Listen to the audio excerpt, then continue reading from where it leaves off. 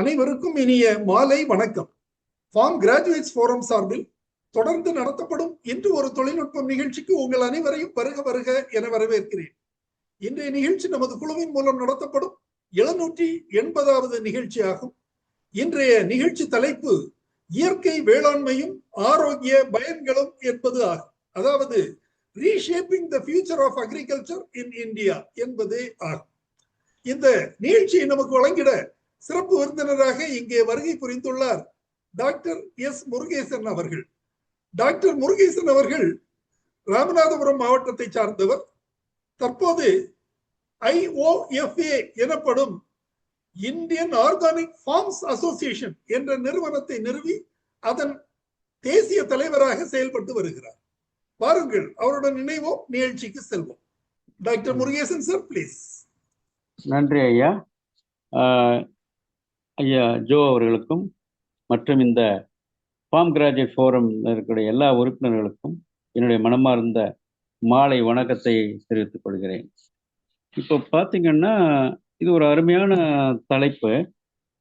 கிட்டத்தட்ட நீங்கள் எல்லாருக்குமே உங்களுக்கு நல்லா தெரியும், நம்மளுடைய தமிழ்நாடு அக்ரிகல்ச்சர் யூனிவர்சிட்டியில் படித்த எல்லாருக்குமே தெரியும். நம்ம இன்னைக்கு இந்தியனுடைய இயற்கை வேளாண்மையோ அல்லது அது சார்ந்த பல விஷயங்களை நம்ம இழந்துதான் இருக்கோம் ஒழிய மாறலை. நம்ம முன்னோர்கள் விட்டு சென்ற பல விஷயங்களை நாம் இழந்து நிற்கிறோம். அதை மறுபடியும் சரி பண்ணாலே நமக்கு போதுமான அளவுக்கு நமக்கு நல்ல ஒரு வேளாண்மை செய்ய முடியும். அதாவது இன்னைக்கு சஸ்டைனபிள் டெவலப்மெண்ட் கோல்ஸ் என்று சொல்லிக்கிட்டு ஈஎன்ஓனுடைய long term vision on toxin free food supply system, அதே மாதிரி வளம் குன்றா வேளாண்மை, மண் வளம் காப்போம், இப்படி பல விஷயங்கள் இருக்குதுங்க. அதில் குறிப்பாக இன்னைக்கு கார்பன், அதாவது zero carbon emission sustainable integrated agriculture, அதுலேயும் குறிப்பாக ஆர்கானிக் அக்ரிகல்ச்சர், ஜீரோ அன்எம்ப்ளாய்மெண்ட், அது மாதிரி ஜீரோ வெல்த் கான்சன்ட்ரேஷன், இந்த மாதிரி பல விஷயங்கள் இன்னைக்கு ஓடிக்கிட்டு இருக்குங்க. அப்போ இன்னைக்கு உள்ள தலைப்பு என்ன அப்படின்னா, இது என்னுடைய நேற்று இன்னைக்கு உள்ள அனுபவம் கிடையாதுங்க ஐயா.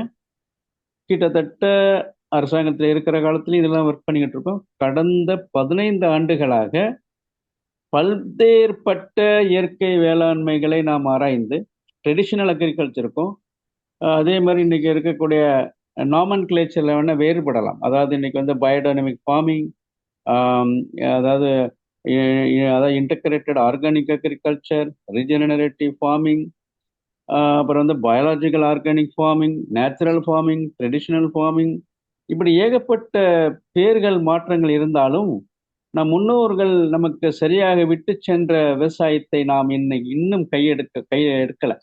100 ஆண்டுகளுக்கு பிறகு பார்த்தீங்கன்னா நிறைய மாற்றங்கள் இருக்கிறது. அதை பற்றியான விஷயம், குறிப்பாக நம்ம விவசாயம் எதிர்கால சந்ததிகள் தலையெடுக்க வேண்டும் என்றால் இந்த இதில் நம்ம மெயினாக 5 ஸ்டெப் ப்ராசஸை பற்றி நான் இன்னைக்கு பேச போகிறேன். அது முக்கியமாக இது எங்களுடைய அனுபவம். எப்படியாப்பட்ட ஒரு நிலத்தையும் இந்த 5 ஸ்டெப்ஸையும் ஒரு விவசாயியோ அல்லது ஒரு கூட்டு அமைப்புகளோ அல்லது ஒரு கோஆப்ரேட்டிவோ அல்லது ஒரு ஃபார்மர் ப்ரொடியூசர் கம்பெனியோ, ஃபார்மர் ப்ரொடியூசர் ஆர்கனைசேஷனோ அல்லது ஒரு சுய குழு இல்லை 5 பேர் சேர்ந்து செஞ்சாலும் இந்த 5 ஸ்டெப்பு நீங்கள் பயன்படுத்திட்டீங்கன்னா கண்டிப்பாக இதை நம்ம ஒரு வெற்றிகரமான, ஒரு ஆரோக்கியமான, நஞ்சில்லாத உணவை நாம் கொடுக்க முடியும் என்பதில் எந்த ஒரு ஏற்பாடும் இல்லை. இதை நாங்கள் கடந்த 15 ஆண்டுகளாக செய்து வருகிறோம். ஆகவே தான் இந்த reshaping the future of Indian agriculture for chemical free food ஒரு முக்கியமான ஒரு அங்கமாக இருக்கிறது. அதில் மெயினாக இனிமேல் பார்த்தீங்கன்னா உணவை மட்டும்தான், அதாவது இந்த நம்மளுடைய இயற்கை வேளாண்மை மட்டும்தான் நல்ல நஞ்சில்லாத உணவை தீர்மானிக்கும். அதுதான் இனிமேல் நோயில்லாத ஒரு சமுதாயத்தை படைக்க முடியும் என்றதில் எந்த ஐயப்பாடும் இல்லை. அதிலேயும் இந்திய விவசாயம்தான் உலகத்துக்கே வழிகாட்டும் என்பதும் எந்த ஒரு மாற்று கருத்தும் இல்லை. ஆகவே இந்த 5 ஸ்டெப் ப்ராசஸை பற்றி நான் உங்களுக்கு சொல்லிட்டு, இப்போ இயற்கை விவசாயமும் இன்னைக்கு டாக்ஸின் ஃப்ரீ ஃபுட் செக்யூரிட்டி எப்படி அட்ரஸ் பண்ணுறது, அது எப்படி செயல்படுத்தலாம், அது எப்படி நடைமுறைப்படுத்துறது. ஏன்னா நிறைய பேர் இன்னைக்கு பேசுகிறோம் பண்ணோன்னா நாங்கள்லாம் பெர்ஃபெக்டாக நடைமுறைப்படுத்தி போகிறோம். இன்னைக்கு கிட்டத்தட்ட 15 ஆண்டுகளில் 173 விவசாயிகளை மட்டும்தான் நாங்கள் எதிர்பார்த்த ஸ்டாண்டர்ட் ஆப்ரேட்டிங் ப்ரொசீஜர்ல பண்ண முடிஞ்சது. 2000 வீட்டுக்கு கூட இன்னைக்கு குடும்பங்களுக்கு சரியாக சென்னையில தொடர்ந்து நல்ல ஒரு தரமான இயற்கை விவசாயத்தில் விளைந்த பொருள்கள் கிடைப்பதில்லை. அதற்கான காரணங்கள் நான் பின்னாடி சொல்றேன். இப்போ மெயினா நம்ம என்ன சொல்றோம்னா, இயற்கை விவசாயம் என்றாலே நம்ம ஒவ்வொருத்தையும் பிரிச்சு பார்க்குறோம். ஒரு சின்ன எக்ஸாம்பிள் சொல்லிடுறேன். எம்ப்ராசிங் இப்போ என்விரான்மெண்டல் சுச்சுவேஷனை பார்த்தீங்கன்னா, ஒரு வனம், ஒரு காட்டுக்குள்ள போனீங்கன்னா அந்த காட்டுல எல்லாமே கண்ணுக்கு புலனாகாத அனைத்து ஜீவராசிகளும் ஒருங்கிணைந்து தன் செயல்பாடுகளை கரெக்டாக செஞ்சு ஒரு ஈகோசிஸ்டத்தை உருவாக்குது. அது இப்போ ஒரு ஃபாரஸ்டாக இருக்கட்டும், இல்லை எனி ஒரு அன்டிஸ்டர்ப்டு என்விரான்மெண்ட், எனி அன்டிஸ்டர்ப் பயோஸ்பியர்னு சொல்லக்கூடியதுல அதாவது உயிரினங்கள் கண்ணுக்கு புலனாகுது அனைத்தும் சேர்ந்து அந்த ஈகோசிஸ்டத்துக்கு இன்டர்டிபெண்டன்ட் சேர்ந்து வாழுது. நல்ல ஒரு தகுதியான ஒரு வனத்தை உருவாக்குகிறது. அதே போலதான் நாம் இனிமேல் இந்த இயற்கை விவசாயத்தை செய்யணும் அப்படின்னா நம்ம கரெக்டான வழியில ஒரு டீம் ஒர்க் மாதிரி, எப்படி ஒரு வனத்துல ஒரு ஃபாரஸ்ட் ஒரு டீம் ஒர்க் மாதிரி வேலை செய்யுதோ எல்லாரும் இணைச்சு, அதே மாதிரிதான் நம்ம இந்த டார்கெட் ஆடியன்ஸுங்கிறது இது என்னுடைய அனுபவத்தை நான் எடுத்ததுங்க. ஃபர்ஸ்ட் நம்ம விவசாயியை அவர்களை நாம் கரெக்டான வழியில ஒருங்கிணைக்க வேண்டுங்க. அதுக்கு பிறகு நம்மளுடைய தொழில் முனைவோர்கள் அப்படின்னு சொல்றோம். நாங்க இப்போ தமிழ்நாட்டில் இப்போ எங்கள்கிட்ட 100 சில்லற பேர் தான் இருக்காங்க தகுதியானவர்கள். நாங்கள் 12,524 பஞ்சாயத்திலையும் ஒரு ஒருங்கிணைந்த மல்டி டாஸ்க் பர்சனை ஒரு தொழில் முனைவராக ஏற்படுத்துகிறோம். அதுக்கு விவசாயத்துக்கும் கன்சூமருக்கு இடையில அவர் அந்த பணியை செய்வார். அது மல்டி டாஸ்க் பர்சன் நம்ம சொல்கிறோம். அப்போ ஒரு டெவலப்பர், அதாவது ஃபார்ம் கேட்டில் உற்பத்தி பண்ணக்கூடிய ஒரு விவசாயி, அதுக்கு பிடித்து அந்த விவசாய ப்ராசஸர் ஆகணும், அந்த விவசாய மார்க்கெட்டிங் போகலாம். அப்படி இல்லாத பட்சத்தில் இடையில நம்மளை போன்ற படித்தவர்கள், அனுபவம் உள்ளவர்கள் உள்ள வரணும்னு நாங்கள் நினைக்கிறோம். அந்த சப்ளை செயின் வேல்யூ செயினை பற்றி நான் பின்னாடி உங்களுக்கு பேசுகிறேன். அப்போது நம்மளுடைய டார்கெட் ஆடியன்ஸ் முதல் நாம் நம்மளுடைய தேர்ந்தெடுக்கும் விவசாயிகளை சரியாக தேர்ந்தெடுக்க வேண்டும். அதே போல் தொழில் முனைவோர்கள் நமக்கு சரியாக கை கொடுக்கக்கூடியவர்களை தேர்ந்தெடுக்க வேண்டும். அதுக்கு பிறகு நம்மளுடைய டிமாண்ட் அண்ட் சப்ளை, நாங்கள் இப்போ எப்படி போகிறோம் அப்படின்னா டிமாண்ட் அண்ட் சப்ளைல தான் போகிறோம். இப்போ ஒரு ஏக்கர் நீங்கள் இயற்கை விவசாயம் நீங்கள் செய்கிறீங்க அப்படின்னா, இன்னைக்கு நான் பெரிஷபிள்ல கீரை காய்கறியில் அவருக்கு 50 கஸ்டமர்ஸ் இருந்தால் அந்த விவசாயியை நாம் காப்பாற்ற முடியும். அப்போ ஒரு ஏக்கர் விவசாயத்தை செய்யக்கூடிய ஒரு விவசாயிக்கு நாம் 50 கஸ்டமரை கொண்டு போய் நாம் செலுத்த வேண்டும். அப்போ கன்சியூமர்ஸ் அண்ட் விவசாயிக்கும் அந்த நிலத்துக்கும் உள்ள அந்த இணைப்பு, அந்த ட்ரேசபிலிட்டியை நாங்கள் உறுதிப்படுத்திக்கிறோம் டிமாண்ட் அண்ட் சப்ளைல. அதுக்கு பிறகு என்ன செய்யறோம்னா, இப்போ நம்மளை போன்ற இப்போ நிறைய தியரி அண்ட் ப்ராக்டிக்கல் நிறைய வேரியேஷன்ஸ் இருக்குங்க. அதே மாதிரி ஒவ்வொரு மண்ணுக்கும் ஒவ்வொரு ஏரியாவுக்குமே வித்தியாசம் இருக்குது. நீங்கள் இயற்கை விவசாயம் என்று சொன்ன உடனேயே தென்காசிக்கும் எங்கள் ராமநாடு மாவட்டத்துக்கும் ஒரே மாதிரியான பிரின்சிபலோ ஒரே மாதிரி டூல்ஸ் அண்ட் எக்யூப்மெண்ட்ஸ் அப்ளிகேஷன் ஆகிறது இல்லை. அங்கே நிலைமை வேறுபாடு. அதே மாதிரி எல்லாமே கல்ச்சரல் வேறுபாடு, என்விரான்மெண்ட் வேறுபாடு, காற்றினுடைய ஸ்பீடு வேறுபாடு, அதே மாதிரி டெம்பரேச்சர் வேறுபாடு, அந்த எலிவேஷன்ஸ் வேறுபாடு, மலை அளவு வேறுபாடு, மக்களுடைய கலாச்சாரம் அனைத்துமே ஒவ்வொரு பகுதிக்கும் 38 மாவட்டங்கள் இருக்கிற 38 மாவட்டங்கள் வேறுபாடு. அப்போ அதுக்கு சார்ந்த அனுபவம் உள்ள எக்ஸ்போர்ட்டருடைய நம்மளுக்கு வல்லுநர்கள் நமக்கு தேவைப்படுகிறது. அதுக்கு பிறகு சயின்டிஸ்ட். நான் என்ன சொல்றேன் அப்படின்னா, விவசாயி வேறு விஞ்ஞானிகள் வேறு என்பதில்லை. இந்த விவசாயியும் விஞ்ஞானியும் இந்த மக்களுக்கும் இந்த மண்ணுக்கும் எந்த கெடுதலும் இல்லாத ஒரு விவசாயத்தை செய்ய வேண்டும். அதுதான் நாம் முன்னோர்கள் விட்டு சென்ற இயற்கை வேளாண்மை. இந்தியா என்பது இயற்கை வேளாண்மையினுடைய ஒரு என்ன சொல்லுவீங்கன்னா ஒரு அடித்தளம். இதை இதனுடைய வரலாறு பெருசா இருக்கு, அது பெரிய வரலாறு. மெக்காலே என்ற ஒரு கல்வி சிஸ்டத்தை கொண்டு வந்துதான் இந்திய விவசாயங்கள் அனைத்தும் அளிக்கப்பட்டது. இன்றைக்கு எங்களை போன்ற இந்த தொழிலை இந்தியா முழுக்க பல நாடுகள் சென்று வேலை செய்து ஆராய்ச்சி செய்து நாங்கள் இப்போ உணர்கிறோம்.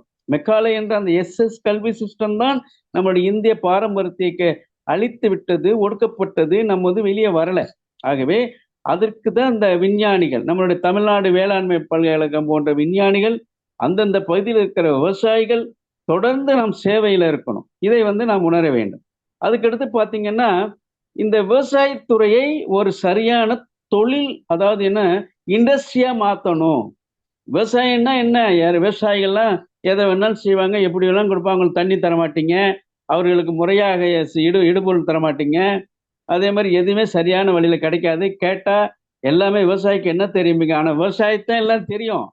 அதனாலதான் சரியான வழியிலே ஒரு இன்வெஸ்டர்ஸ் வந்து கிடைக்கணும். அவங்க புரிஞ்சு கொண்டு என்னென்ன தெளிவுபடுத்தணும். ஒரு பிளானிங், ஒரு டிபிஆர் டெவலப் பண்றோம் அப்படின்னா ஏ டு Z பக்காவா இருக்கணும். அப்போ சரியான வழியில, நம்மளுடைய தரமான வழியில, அது அரசாங்கம் இருக்கட்டும், தனியாரா இருக்கட்டும், இல்ல குரூப்பா இருக்கட்டும், இல்ல கிளவுட் ஃபண்டிங்கா இருக்கட்டும், யாராக இருந்தாலும் அந்த இன்வெஸ்டர்ஸ் வந்து விவசாயத்தை ஒரு தொழிலாக, இண்டஸ்ட்ரியாக எடுக்க வேண்டும். அந்த விவசாயத்திற்கு என்னென்னலாம் தேவையோ அதை முறையாக வழிகாட்ட வேண்டும். அதற்கான பாலிசி திட்டங்கள் சரியாக இருக்க வேண்டும் என்பதுதான் இந்த இடத்துல நம்ம. அப்போ இன்வெஸ்டர்ஸ் அதில் சரியா வரணும். அப்புறம் ரிசர்ச் இன்ஸ்டிடியூஷன்ஸ், இன்னைக்கு வந்து நிறைய ஆராய்ச்சிகள் இருந்தாலும் அந்த ஆராய்ச்சிகள் ஃபீல்ட் லெவல்ல போய் சேரதில்ல. நாங்க படிக்கிற காலத்துல, நானும் யூஜி படிக்கிற காலத்துல ட்ரைனிங் அண்ட் விசிட்னு ஒரு நல்ல ஒரு அமைப்பு இருந்ததுங்க. நம்ம அக்ரிகல்ச்சர் டிபார்ட்மெண்ட்ல, எக்ஸ்டென்ஷன் டிபார்ட்மெண்ட்ல. அப்போல்லாம் பார்த்தீங்கன்னா நாங்கள் கிராமங்கள்லாம் போய் அந்த டீமோட சேர்ந்து தான் கிராமத்துல தங்கி விவசாயம் பண்ணி, அந்த விவசாயியோட கிராப், ஒரு ஒரு கிராப் சீசனே எங்களெல்லாம் அங்கே தங்க வச்சிருக்காங்க. அப்போ உள்ள ப்ரொஃபஸர், அன்னைக்கு உள்ள சிஸ்டம் எல்லாம் படிச்சதுனால நாங்கெல்லாம் உண்மையிலே அதையெல்லாம் எங்களுக்கு மறக்க முடியாது. இன்னைக்கு நம்ம வந்து எல்லா இதுலயும் உயர்ந்திருக்கிறோம்னா அன்னைக்குள்ள அந்த சிஸ்டம் தாங்க. அப்போ அந்த ரிசர்ச் இன்ஸ்டிடியூஷன்ஸ், எக்ஸ்டென்ஷன் டிபார்ட்மெண்ட் எல்லாம் வந்து முறையாக நம்ம இணைக்கப்பட வேண்டும். அதே மாதிரி லைக் மைண்டட் இண்டிவிஜுவல் ஆர்கனைசேஷன், சிபிஓஸ் இருக்குங்களா, இது தனிப்பட்ட முறையில் நாம் பெரியவர், நீங்க பெரியவர், அவர் செய்வார், இவர், இதுல யாருமே உயர்ந்தவர் தாழ்ந்தவர்லாம் கிடையாதுங்க.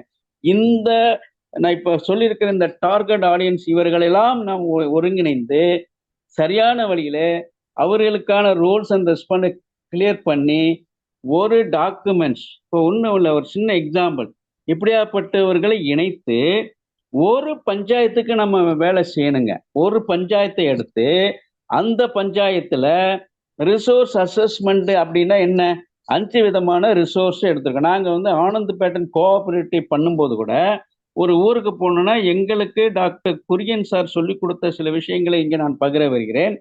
அப்பொழுது அவருக்கு எங்களுக்கு என்ன சொல்லணும், ஒரு ஊருக்கு போன உடனே அந்த ஊர்ல 5 விதமா நீங்க சர்வே பண்ணுங்க பார். ஒண்ணு வந்து அந்த ஊர்ல 0 ரிசோர்ஸ் இருக்கா, இல்ல புவரா இருக்கா, இல்ல மீடியமா இருக்கா, இல்ல குட்டா இருக்கா, எக்ஸலண்டா இருக்கா.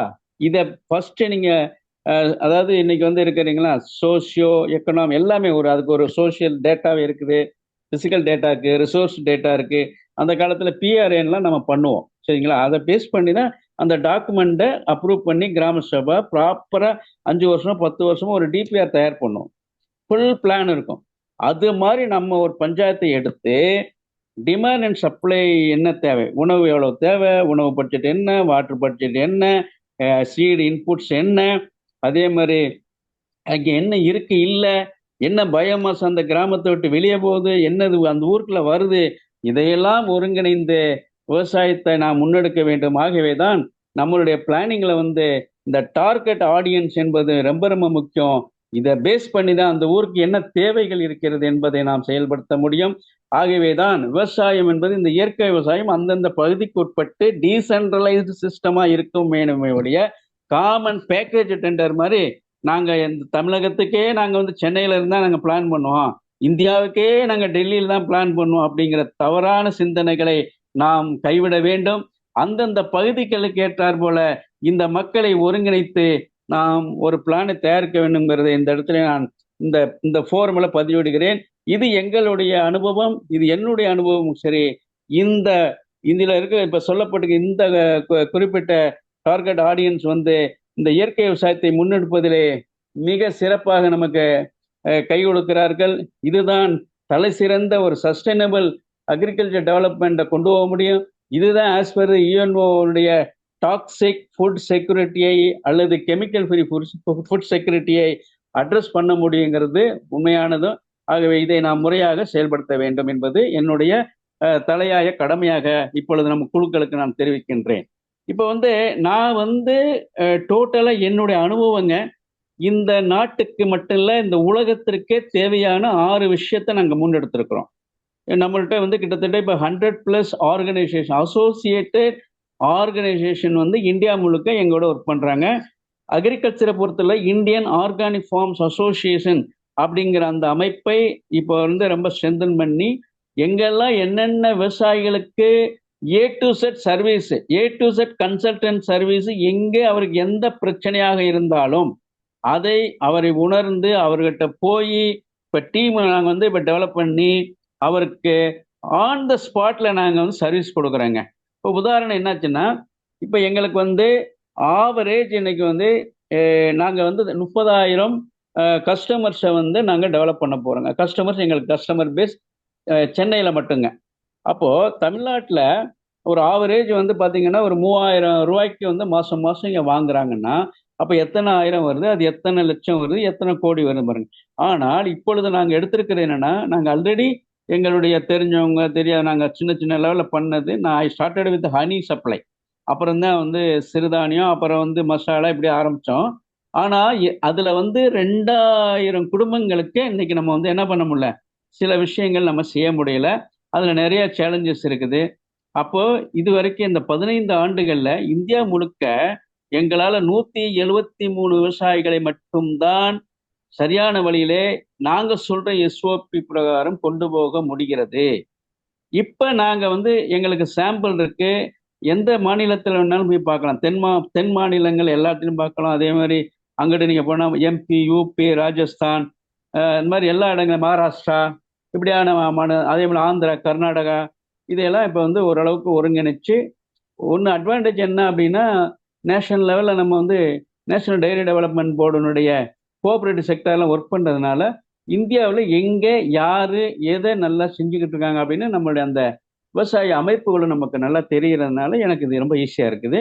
அப்படி வரும்போது தான் இந்த 6 சிஸ்டம் ரொம்ப ரொம்ப முக்கியங்க. தயவு செஞ்சு நீங்கள் இதில் ஏதாவது மாற்றம் இருந்தால் நிச்சயமாக எங்களுக்கு ஃபீட்பேக் கொடுங்க. ஒன்று வந்து இன்டகிரேட்டட் அக்ரிகல்ச்சர், இன்டகிரேட்டட் மெடிசன், அதுவும் எஸ்பெஷலி தமிழ் மருத்துவங்களை நாம் இணைக்க வேண்டும். அதாவது நம்மளுடைய வாத பித்த கவம் என்று சொல்லக்கூடிய பேஸ்ல சித்த மருத்துவத்தை 4448 வியாதிகள் என்று சொல்லக்கூடிய அந்த விஷயத்தை இந்திய பாரம்பரிய விவசாயத்தின் மூலம் உணவளித்தால் அதை நாம் சரி செய்யலாம். அப்போ இந்த வாதப்பித்த கப நோய்கள் வருவதற்கு காரணமாக இருக்கிறது இன்றைக்கு உள்ள ரசாயன அக்ரிகல்ச்சர். அப்ப இதை விட்டு மேல வரணும், எது கொடுக்கும்? இயற்கை விவசாயம் கொடுக்கும். அப்போ ஒருங்கிணைந்த இயற்கை விவசாயம் கொடுக்கணும். இழந்து போன கோசாலையை கொண்டு வரணும், இழந்து போன கிரீன் மெனியூர் எல்லாம் கரெக்டாக கொண்டு வரணும், பயோஃபர்டிலைசர் கொண்டு வரணும், சீட் இன்புட் வந்து கரெக்டாக கொண்டு வரணும். அப்போ இன்டகிரேட்டட் அக்ரிகல்ச்சர், இன்டகிரேட்டட் மெடிசன், இதுக்கு இடையில என்விரான்மெண்ட் அண்ட் ஈக்காலஜிக்கல் ரிஸ்டோரேஷன்ல மிக முக்கியமான ஏரியா வந்து காமன் ப்ராப்பர்ட்டிஸ் என்று சொல்லக்கூடிய அக்காலத்தில் நம்ம நாட்டில் இருந்த பஞ்சவாடி, தசவாடி, இன்டகிரேட்டட் கேலக்சி ஃபாரஸ்ட்ரி அப்படின்ற ஒரு இது இருந்தது. இவைகள் தான் நமக்கு அந்த காலத்துல ஆன்டி பாக்டீரியலா இருந்திருக்கு, anti fungal, ozone layer maintain பண்ணியிருக்கு, கிரவுண்ட் வாட்டரை மெயின்டைன் பண்ணியிருக்கு. கிட்டத்தட்ட 23 விவசாயத்திற்கு தேவையான 23 சேவைகளை அது செய்திருக்கிறது. அது ஒரு பெரிய சப்ஜெக்ட். தனியா நீங்க வந்து என்னிடம் what is Panchavadi, what is Dasavadi, what is integrated galaxy ஃபாரஸ்ட்னா என்ன, இது எப்படி கிராமத்தோட இணைஞ்சிருந்தது, சேக்ரெட் குரூஸ்னா என்ன, அது எப்படி கிராமத்துல இருந்தது, எப்படி விவசாயத்துக்கும் உணவுக்கும் இயற்கை விவசாயத்துக்கும் சம்மந்தப்பட்டிருந்தது, எப்படிலாம் வந்து அந்த காலத்துல வந்து மக்கள் நோய் இல்லாமல் வாழ்ந்தார்கள் என்ற மற்ற விஷயங்களை நீங்கள் வந்து என்னிடம் நேரடியாக வந்து தெரிஞ்சுக்கலாம், இல்லை டெலிஃபோன் மூலமாக தெரிஞ்சுக்கலாம். அப்போ ஈக்கலாஜிக்கல் ரிஸ்டோரேஷன் என்பது ரொம்ப ரொம்ப முக்கியம். இன்னைக்கு மோசமா இருக்கிறது என்ன? சர்ஃபேஸ் வாட்டர், அதே மாதிரி கிரவுண்ட் வாட்டர், அதுக்கு பிறகு பார்த்தீங்கன்னா நம்மளுடைய ரசாயனங்கள், ஹெர்பிசைட், பங்கிசைடு, என்னென்ன சைடுக்கு எல்லாம் உருவாக்கி இன்னைக்கு ஷா ஸ்ட்ரீம் என்று சொல்லக்கூடிய ஒரு மோசமான பாய்சனஸ் ரிவர் இன்னைக்கு பூமியில வாட்டர் வெயின்ஸாக உருவாக்கி இருக்கு. அதுதான் இப்ப எதிர்காலத்திலே இந்த சீஸ்மிக் ரேஸினுடைய பலம் அதிகமாகி பூகம்பங்களும் பல அதாவது ஈக்காலஜிக்கலா வந்து ரொம்ப டேமேஜ் பண்ணக்கூடிய சூழ்நிலை வரும் என்று இன்னைக்கு நாம் கண்காணிக்கவில்லை, பலரும் இன்னைக்கு ஆராய்ச்சியால் கண்காணிக்கிறார்கள். இதை நம்மளுடைய சித்தர்களும் தெளிவாக சொல்லியிருக்கிறார்கள். ஆகவேதான் 3வது சப்ஜெக்டான அந்த என்விரான்மெண்ட் ஈக்காலஜிக்கல் ரிஸ்டோரேஷன் வந்து ரொம்ப ரொம்ப முக்கியம். அதுவே வந்து உதாரணம் பொதுவாக இந்த ரெயின்ஃபெட் அக்ரிகல்ச்சர் இருக்கிற ஏரியாவில் எப்படி இயற்கை விவசாயம் பண்ணியிருக்காங்கன்னா 1/10 ஆஃப் த லேண்டை வந்து வாட்டர் ஸ்டோரேஜாக மாற்றிருக்காங்க. அதே மாதிரி 30 to 40% ஆஃப் த லேண்ட் என்னவா இருந்திருக்கு ஒன்லி, அதாவது மரம், அதாவது ஷ்ரப்பு, ஹெர்பல், இந்த மாதிரி ஒரு multi layers of tree cultivation இருந்திருக்கு. 60% வந்து மட்டும்தான் அவர்கள் என்ன பண்ணியிருக்காங்க, இந்த சப்சிஸ்டன்ஸ் அக்ரிகல்ச்சருக்கு பயன்படுத்தியிருக்காங்க. அன்னைக்கு விளைவித்த பொருள்கள் எல்லாருமே அந்த குடும்பத்தில், அந்த கிராமத்தில் இருக்கிற எல்லா ஜீவராசிகளுக்குமே அங்கே உணவு கிடைத்திருக்கிறது. ஆனால் இன்று கமர்ஷியல் அக்ரிகல்ச்சர் ஒன்றை கொண்டு வந்து நம்ம வந்து விவசாயம் பண்ணா கூட பருத்தி என்று போறோம், மிளகாய் என்று போறோம். அதெல்லாம் பார்த்தீங்கன்னா அதை மட்டும் வளர்த்தீங்கன்னா என்ன நடக்குது? ஒன்றும் நடக்கிறது இல்லை. ஒன்லி எனக்கு காசு வரும். அந்த காசை வச்சு என்ன செய்ய முடியும்? ஒன்றும் செய்ய முடியும். ஆடு மாடு எதுவுமே வளர்க்க முடியாது. அப்போ மில்லட்ஸ் அழிச்சோம், ட்ரெடிஷனல் ரைஸ் அழிச்சிருக்கோம், நம்ம நாட்டில் இருந்த ஹெர்பல் அழிச்சாச்சு. இன்னும் என்ன இருக்கு நம்ம கிட்ட? இப்போ இப்படியே போயிட்டு இருந்துச்சுன்னா என்ன ஆகும்? கடந்த 100 ஆண்டுகளுக்கு தான் முடிச்சிட்டோம், சோழியை முடிச்சாச்சு. இப்போ அடுத்து என்ன பண்ண போறோம் அப்படிங்கிறத பத்தி ஒரு கொஸ்டினா இருக்கு. அடுத்து வந்து இந்த மாதிரி விஷயங்களுக்கு என்னையா வேணும்? எஜுகேஷன், ட்ரைனிங் அண்ட் டெவலப்மெண்ட்டு, ப்ராப்பரான ஸ்கில்லு, ப்ராப்பரான நாலேஜு, அதாவது நல்ல ஒரு சுய ஒழுக்கம், சமுதாய ஒழுக்கம் உள்ள கிராஜுவேட்ஸை, இன்ஜினியர்ஸை, ஒரு அக்ரிகல்ச்சரிஸ்டை அல்லது ஒரு டாக்டரோ, யாரோ இந்த துறை, அந்தந்த துறைகளுக்கு ஏற்றார் போல நல்ல மனித வளத்தை உருவாக்க வேண்டும் என்ற ஒரு சிந்தனையிலே அன்று அவரவர்கள் செய்முறை பயிற்சி மூலமாக நல்ல விஷயங்களை மட்டும் கொண்டு வந்தாங்க. இன்னைக்கு எஜுகேஷன் இன்ஸ்டிடியூஷன் நிறைய வளர்ந்துருக்குங்க. ஆனால் அதனுடைய நாலேஜ் என்ன, அதனுடைய ஸ்கில்ஸ் என்ன, அதனுடைய சுய ஒழுக்கம், சமுதாய ஒழுக்கம் எங்க இருக்கு? ஒன்றும் கிடையாது. இன்னைக்கு நினைச்ச எத்தனை ஆயிரக்கணக்கான காலேஜஸ் இந்தியாவில் இருக்கிறது. ஏன் அந்த கல்லூரிகள் அந்த பகுதியில் இருக்கிற பொது சொத்துக்களை காப்பாற்றக்கூடாது? ஏன் அந்த பகுதியில் உள்ள அரசாங்க நிலங்களை அவங்க அந்தந்த பகுதியில் உள்ள நம்மளுடைய ஸ்டூடெண்ட்ஸை வச்சு டெவலப் பண்ணி அதில் வரக்கூடிய உற்பத்தியை கொடுத்து மக்களுக்கு ஒரு ரீசனபிளான ப்ரைஸில் நம்ம கற்றுக்கொண்டு வரலாம். இதுக்கு வந்து ஒரு பெரிய அரசாங்கமோ இதெல்லாம் அவசியமே இல்லை. ஒவ்வொரு தனி மனிதனும் அதை ஆராய்ந்து, நான் ஒரு கல்லூரி நடத்துகிறேன், என்கிட்ட 200 ஏக்கர் இருக்கு, 1000 ஏக்கர் இருக்கு, 10,000 ஏக்கர் இருக்குன்னு சொல்கிறோம். மனித வளத்தை நாம் சரியாக பயன்படுத்தவில்லை. இன்னைக்கு சைனாக்கார்ட்ட போய் பாருங்க, சைனாக்காரன் எப்படி வச்சிருக்கான்? அவனுக்கு தேவையான பயோமாஸ் எல்லாம் அவனே தயார் பண்றான். ஏன் இந்தியாவில் பண்ண முடியாது? பண்ண முடியும். அப்போ இந்த கல்லூரி அமைப்புகள், பள்ளிக்கூடங்கள், அது மாதிரி கல்வி நிறுவனங்கள், ஆராய்ச்சி நிறுவனங்கள் எல்லாமே, கவர்மெண்ட் டிபார்ட்மெண்ட் எல்லாருமே சேர்ந்து ஒரு நல்ல திட்டங்களை காம்ப்ரிஹென்சிவா செய்யணும். எல்லாரும் ஒரு கொடையின் கீழே ஒர்க் பண்ணணும். ஒரு இன்டகிரேட்டட் டேங்க் டெவலப்மெண்ட் ப்ராஜெக்ட், ஒரு கம்மாயை ரீஹாபிலிட்டேஷன் பண்றோம் அப்படின்னா அந்த கிராமமே சேரணும். ஃபண்ட் இருக்குதா? யார்கிட்டயெல்லாம் க்ளவுட் ஃபண்ட் இருக்கு, வாங்குங்க, கவர்மெண்ட் கொடுக்கட்டும், அவங்கவுங்க இண்டிவிஜுவலாக கொடுங்க. சார் ஒரு சாதாரண விஷயம் ஏன் சார், இன்னைக்கு இந்தியாவில் பார்த்தீங்கன்னா, அதுவும் எஸ்பெஷலி தென் மாவட்டங்களில் ஒரு சாதாரண ஒரு கிராமத்தில் ஒரு ஒரு ஒரு விழா நடத்தணும்னா 50 லட்சம் 1 கோடி பரட்டுறாங்கய்யா. அதே இது ஒரு கண்மாயை ஏன் சரி பண்ண மாட்டேங்கிறார்கள்? ஏன் ஒரு பாண்டு இருக்கு, அது செல்ல முடியும்? ஏன் ஒரு கோசாலையை சரி பண்ண முடியவில்லை? காரணம் என்றால் the right over the properties என்ன ஆகி போச்சு?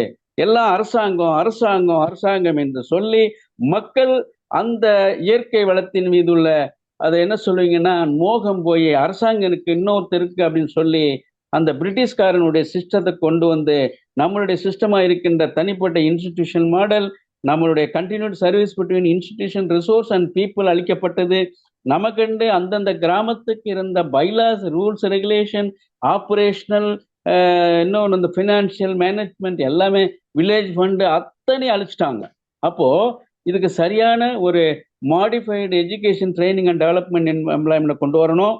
அதுக்கு பிறகு நல்ல பிஸ்னஸ் மாடலுங்க, சூட்டபிள் பிஸ்னஸ் மாடல். இன்னைக்கு இயற்கை விவசாயம் வளர வேண்டும், மக்கள் நோய் இல்லாமல் வாழ வேண்டும் என்றால் ரெகுலேட்டரி சிஸ்டம் சரியா இருக்கணும். ஒரு விவசாயி எங்கேயுமே கலப்படம் பண்ணுவதில்லை. எங்கே கலப்படம் பண்றார்கள்? ஃபுட் மேனுஃபேக்சரர் ஒரு ஃபுட்டை எடுத்து தயார் பண்ணி வேல்யூவேஷன் மதிப்பு கூட்டுற இடத்துல அங்கே அவர் கலப்படம் செய்கிறார். அதற்கு பிறகு ரீபேக்கிங் என்ற முறையிலே அவர் ஒரு கலப்படம் செய்கிறார். அதே மாதிரி பாலிசி சரியில்லை. இன்னைக்கு ஆர்கானிக் என்ற சொல்லி ரெகுலேஷன் கிடையாது, சரியான ரெகுலேஷன் இல்லை, சரியான சர்டிபிகேஷன் கிடையாது.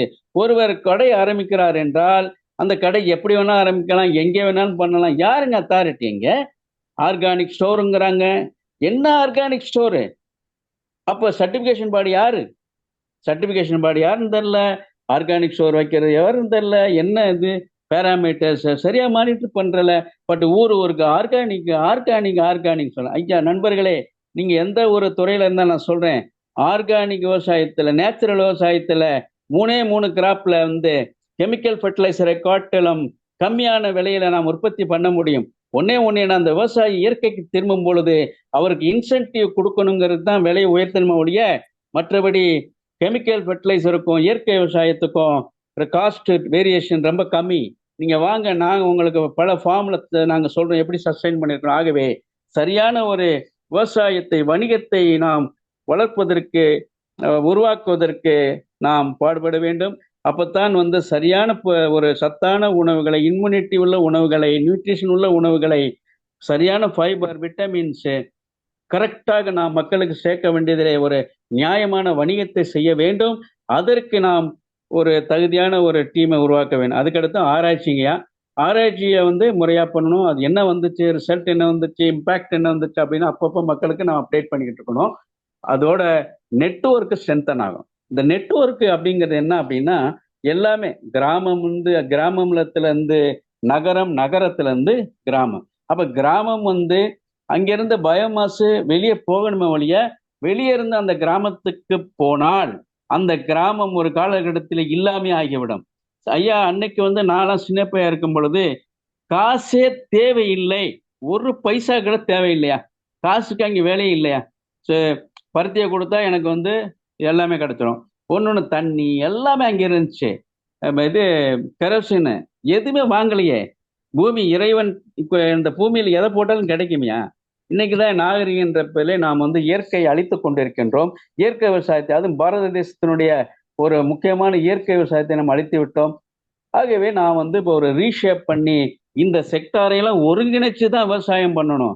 இந்த செக்டாரெல்லாம் ஒருங்கிணை, அதுக்குத்தான் ஆன்மீகமும் விவசாயம் ஒன்றுபடணும், ஆன்மீகமும் மருத்துவம் ஒன்றுபடணும், ஆன்மீகமும் கல்வியும் ஒன்றுபடணும், ஆன்மீகமும் இயற்கையும் ஒன்றுபடணும், ஆன்மீகமும் ஆராய்ச்சி ஒன்றுபடணும், ஆன்மீகமும் வணிகமும் ஒன்றுபடும் பொழுதுதான் உலகத்திலே தனி மனித சமுதாயம் சமாதானம் ஏற்படும். அதே மாதிரி தனி ஒழுக்கம் ஏற்படும்.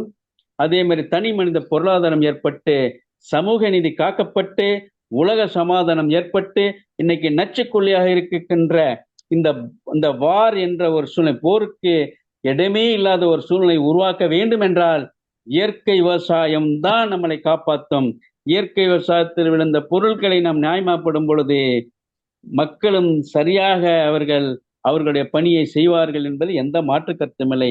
ஆகவேதான் இந்த 6 செக்டாருமே ரொம்ப ரொம்ப முக்கியமான விஷயமாக கருதப்படுகிறது. இப்ப பாத்தீங்கன்னா, நம்ம வந்து அக்ரிகல்ச்சர் பத்தி நான் சொல்லிட்டேன். இந்த வந்து என்னுடைய 15 ஆண்டுகளாக உள்ளது. அந்த 5 ஸ்டெப் என்னன்னு சொல்றேன். இது பாருங்க ஐயா, இது வந்து எந்த யூனிவர்சிட்டியில உங்களுக்கு சொல்லிக் கொடுக்க மாட்டாங்கய்யா. நீங்க இந்த கிராஜுவேட்ஸா இருக்கலாம், படிச்சிருக்கலாம், ரிட்டையர்ட் ஆயிருக்கலாம், இல்லை இப்போ வந்து ஸ்டூடெண்ட்ஸா இருக்கலாம், இல்லை விவசாயம் இருக்கலாம். இது என்னுடைய வாழ்க்கையில கடந்த 15 ஆண்டுகளாக அங்கே போய் இங்கே போய் எல்லாம் சேர்ந்து இந்த 5 ப்ராசஸை யார் ஒருவர் கையில எடுத்து செய்கிறாரோ, இவர் வந்து அனுபவம் இருக்கணும் இல்லைலாம் கிடையாது. ஒரு பண்ணையை நீங்க வடிவமைச்சு அந்த பண்ணை வந்து ஒரு லாபகரமாக ஒரு தொழிற்சாலைக, விவசாய தொழிற்சாலைக மாற வேண்டும் என்றால் இந்த 5 ஸ்டெப்பை நீங்க ஃபாலோ பண்ணுங்க, நீங்க வெற்றியாளன் ஆக முடியும். இயற்கை விவசாயத்துல வெற்றியாளன் ஆக முடியும். நல்ல உணவை கொடுத்து மக்களையும் நீங்கள் பாதுகாக்க முடியும். நம்பர் 1, ஒரு லேண்டுக்கு போயிட்டீங்க அப்படின்னா அதுக்கு முன்னாடி அங்கே போய் லேண்டை வந்து ஃபீஸிபிலிட்டி ஸ்டடி எடுங்க. அதுக்கு முன்னாடி நீங்க வந்து அந்த லேண்டுக்கும் நகரத்துக்கும் எவ்வளோ டிஸ்டன்ஸ் இருக்குது, அந்த நகரத்துல என்ன டிமாண்ட் இருக்குது, அந்த நகரத்துல இருக்கிற டிமாண்ட் வந்து அந்த பண்ணைகளை இப்போதைக்கு உற்பத்தி பண்ண முடியுமா, அந்த மண் வந்து நமக்கு சட்டா இருக்கா, அப்ப இன்வென்ட்ரி எடுங்க, கான்டூர் எடுங்க. நான் முன்னாடி சொன்னதை போல அந்த ஓவரால் கான்டூர்களை நீர் வளத்தை பத்தி பேசுங்க, மண் வளத்தை பத்தி பேசுங்க. அங்கே எதெல்லாம் அளிக்கப்பட்டது, அந்த ஓனரு மாடு வச்சிருக்காரா, கோழி வச்சிருக்காரா, ஆடு வச்சிருக்காரா, சுத்தியில அவர் வந்து பயோமாஸ் மரங்கள் வச்சிருக்காரா, செடி வச்சிருக்காரா, ஹெர்பல் வச்சிருக்காரா, அவருடைய பதில மண்கொழி பாம்பு இருக்கா, இல்ல அதுல வந்து பூச்சி தேள் எல்லாமே இருக்கா அப்படின்னு அசஸ் பண்ணுங்க. அப்புறம் தான் நீங்க ஃபார்ம் டிசைனுக்கே போகணும். இப்போ ஃபார்ம் டிசைனை பண்ணிட்டு அதை வந்து எக்ஸிக்யூஷன் இருக்கு பார்த்தீங்கன்னா A to Z கன்சல்டேஷன் இது வந்து நம்ம பண்ணுறோம். இது ஒன் ஆஃப் த இது. அப்போ ஒரு ஒரு ரா மெட்டீரியலை சுத்தமாக நஞ்சில்லாம ஒரு கேட்வேயில் பண்ணுறதுக்கு என்னென்னலாம் தேவை என்பதை நம்ம கிட்டத்தட்ட ஒரு 100 ஆக்டிவிட்டிஸ் வருமையா. இதை வந்து நீங்கள் எடுத்தீங்கன்னா ஒரு ஒரு கிலோ நம்ம அரிசி ப்ரொடியூஸ் பண்ணுறதுக்கு அந்த ப்ராசஸ்ல ஃபார்ம் டிசைன்லயே கிட்டத்தட்ட எவ்வளோ வரும்? 100 ஆக்டிவிட்டி இருக்குது. இதையெல்லாம் நீங்கள் வந்து பைபிள் மாதிரி அல்லது குரான் மாதிரி அல்லது கீதை மாதிரி எழுதணும். எழுதி டாக்குமெண்ட் போட்டு அதை நீங்கள் செயல்படுத்தணும். இது வந்து முதல் இது farm design and execution plan வந்து கண்டிப்பாக நீங்கள் ஃபர்ஸ்ட் லெவலில் பண்ணணும். Based on the feasibility study of demand and supply. அடுத்து இந்த ஃபார்ம் அண்ட் டிசைனில் வந்து 10 ஏக்கர் குறைஞ்சி நீங்கள் பண்ணீங்கன்னா யூ ஆர் ஃபெயில்டு. 10 ஏக்கர் நிலம் இருந்தால் தான் இது சக்ஸஸ்ஃபுல்லாக வரும். ரெண்டாவது, போஸ்ட் ஹார்வெஸ்டிங் டெக்னாலஜியில் நம்ம வந்து மாஸ்டராக இருக்கணும். அக்ரிகேஷன்ல இருந்து கிரேடிங்ல இருந்து ப்ராசஸிங்ல இருந்து வேல்யூ அடிஷன் எடுத்து அதுக்கு பிறகு அதை வந்து சப்ளை செயின் வேல்யூ செயின் எடுத்து ஸ்டோரேஜ் இதெல்லாம் நம்ம வந்து முறையாக இருக்க வேண்டும். மூன்றாவது, மார்க்கெட்டிங் ஸ்ட்ராட்டஜி வந்து எப்படின்னா, ஒன்று வந்து லோக்கல்லி 80% நம்ம விற்க பார்க்கணும். Demand and supply. இன்னைக்கு இந்தியாவில் தான் இந்த பப்ளிக் டிஸ்ட்ரிபியூஷன் பிடிசி, அது பப்ளிக் டிஸ்ட்ரிபியூஷன் சப்ளை பிடிஎஸ் இருக்கு இல்லைங்களா, நம்பர் 1. இந்த மாதிரி ஒரு கட்டுக்குள்ள உள்ள ஒரு அமைப்பு, அரசாங்க அமைப்பு எந்த நாட்டிலையும் கிடையாது. அப்போ பிடிஎஸ் சிஸ்டத்தோடு லிங்க் பண்ணணும். அப்போ வந்து எல்லாருமே வந்து வெளியே போய் கான்ட்ராக்ட் கிடையாது, அங்கெல்லாம் போய் லிங்க் பண்ணக்கூடாது. நம்ம அந்தந்த பகுதியில் இருக்கிற கூட்டுறவை இணைச்சு விடுங்க, அதே மாதிரி சுய உதவிக்குழு இணைச்சு விடுங்க, ஃபார்மர்ஸ் ஃபெடரேஷன் இருக்கு, எஃப்இஓ இருக்கு. தரம் பார்த்து இந்த மார்க்கெட் ஸ்ட்ராட்டஜியோட எங்களை போன்ற ஒரு தெளிவான நிறுவனங்களோட, இப்போ எம்எஸ் இன்டர்நேஷனல் இருக்குன்னா அந்த நிறுவனத்தோட டைப் பண்ணி எங்களோட இணைஞ்சு செய்யும் பொழுது 80% ஆஃப் த சப்ளையை லோக்கல்லே வித்துறணும். ரெண்டாவது 20% ஆஃப் த ப்ராடக்ட் இதைத்தான் நேஷனல் லெவலில் அல்லது இன்டர்நேஷனல் லெவலுக்கு கொண்டு போகணும். அப்போ உங்களுக்கு வந்து என்ன, இப்போ அமுல்ல எப்படி, அமுல்ல வந்து 80% ஆஃப் த மில்க் வந்து லோக்கல் மார்க்கெட்டு, மிச்சம் 20% தான் வந்து பார்த்தீங்கன்னா வேல்யூ அடிஷன். அந்த 20% வேல்யூ அடிஷன் இந்த 80% சேலை வந்து மீட் அவுட் பண்ணும். இதுதான் அக்ரிகல்ச்சர் நான் பண்ணணும். அப்போ local market, national market, international market, இதுக்கு நம்ம தெளிவாக இருக்கணும். அதுக்கு ஒன்னொன்றுக்கு நிறையா இருக்குது, அது ஸ்டாண்டர்டு வேரியேஷன்ஸ் எல்லாம் இருக்குது, அதை நம்ம பார்த்துக்கலாம்.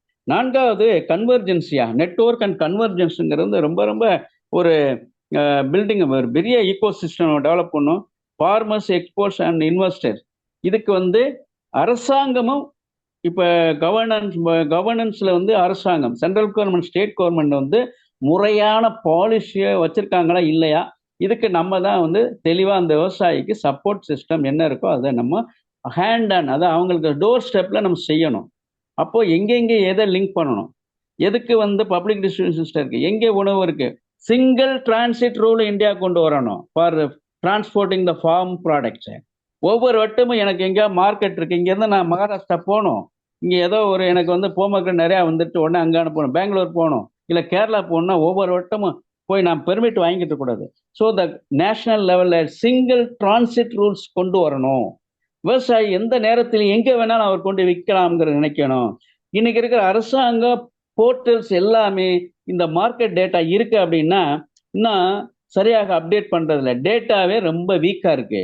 இதையெல்லாம் நம்ம தான் செஞ்சு கொடுக்கணும். அப்போ இதுக்கான ஒரு சிஸ்டம், 4வது சிஸ்டம்.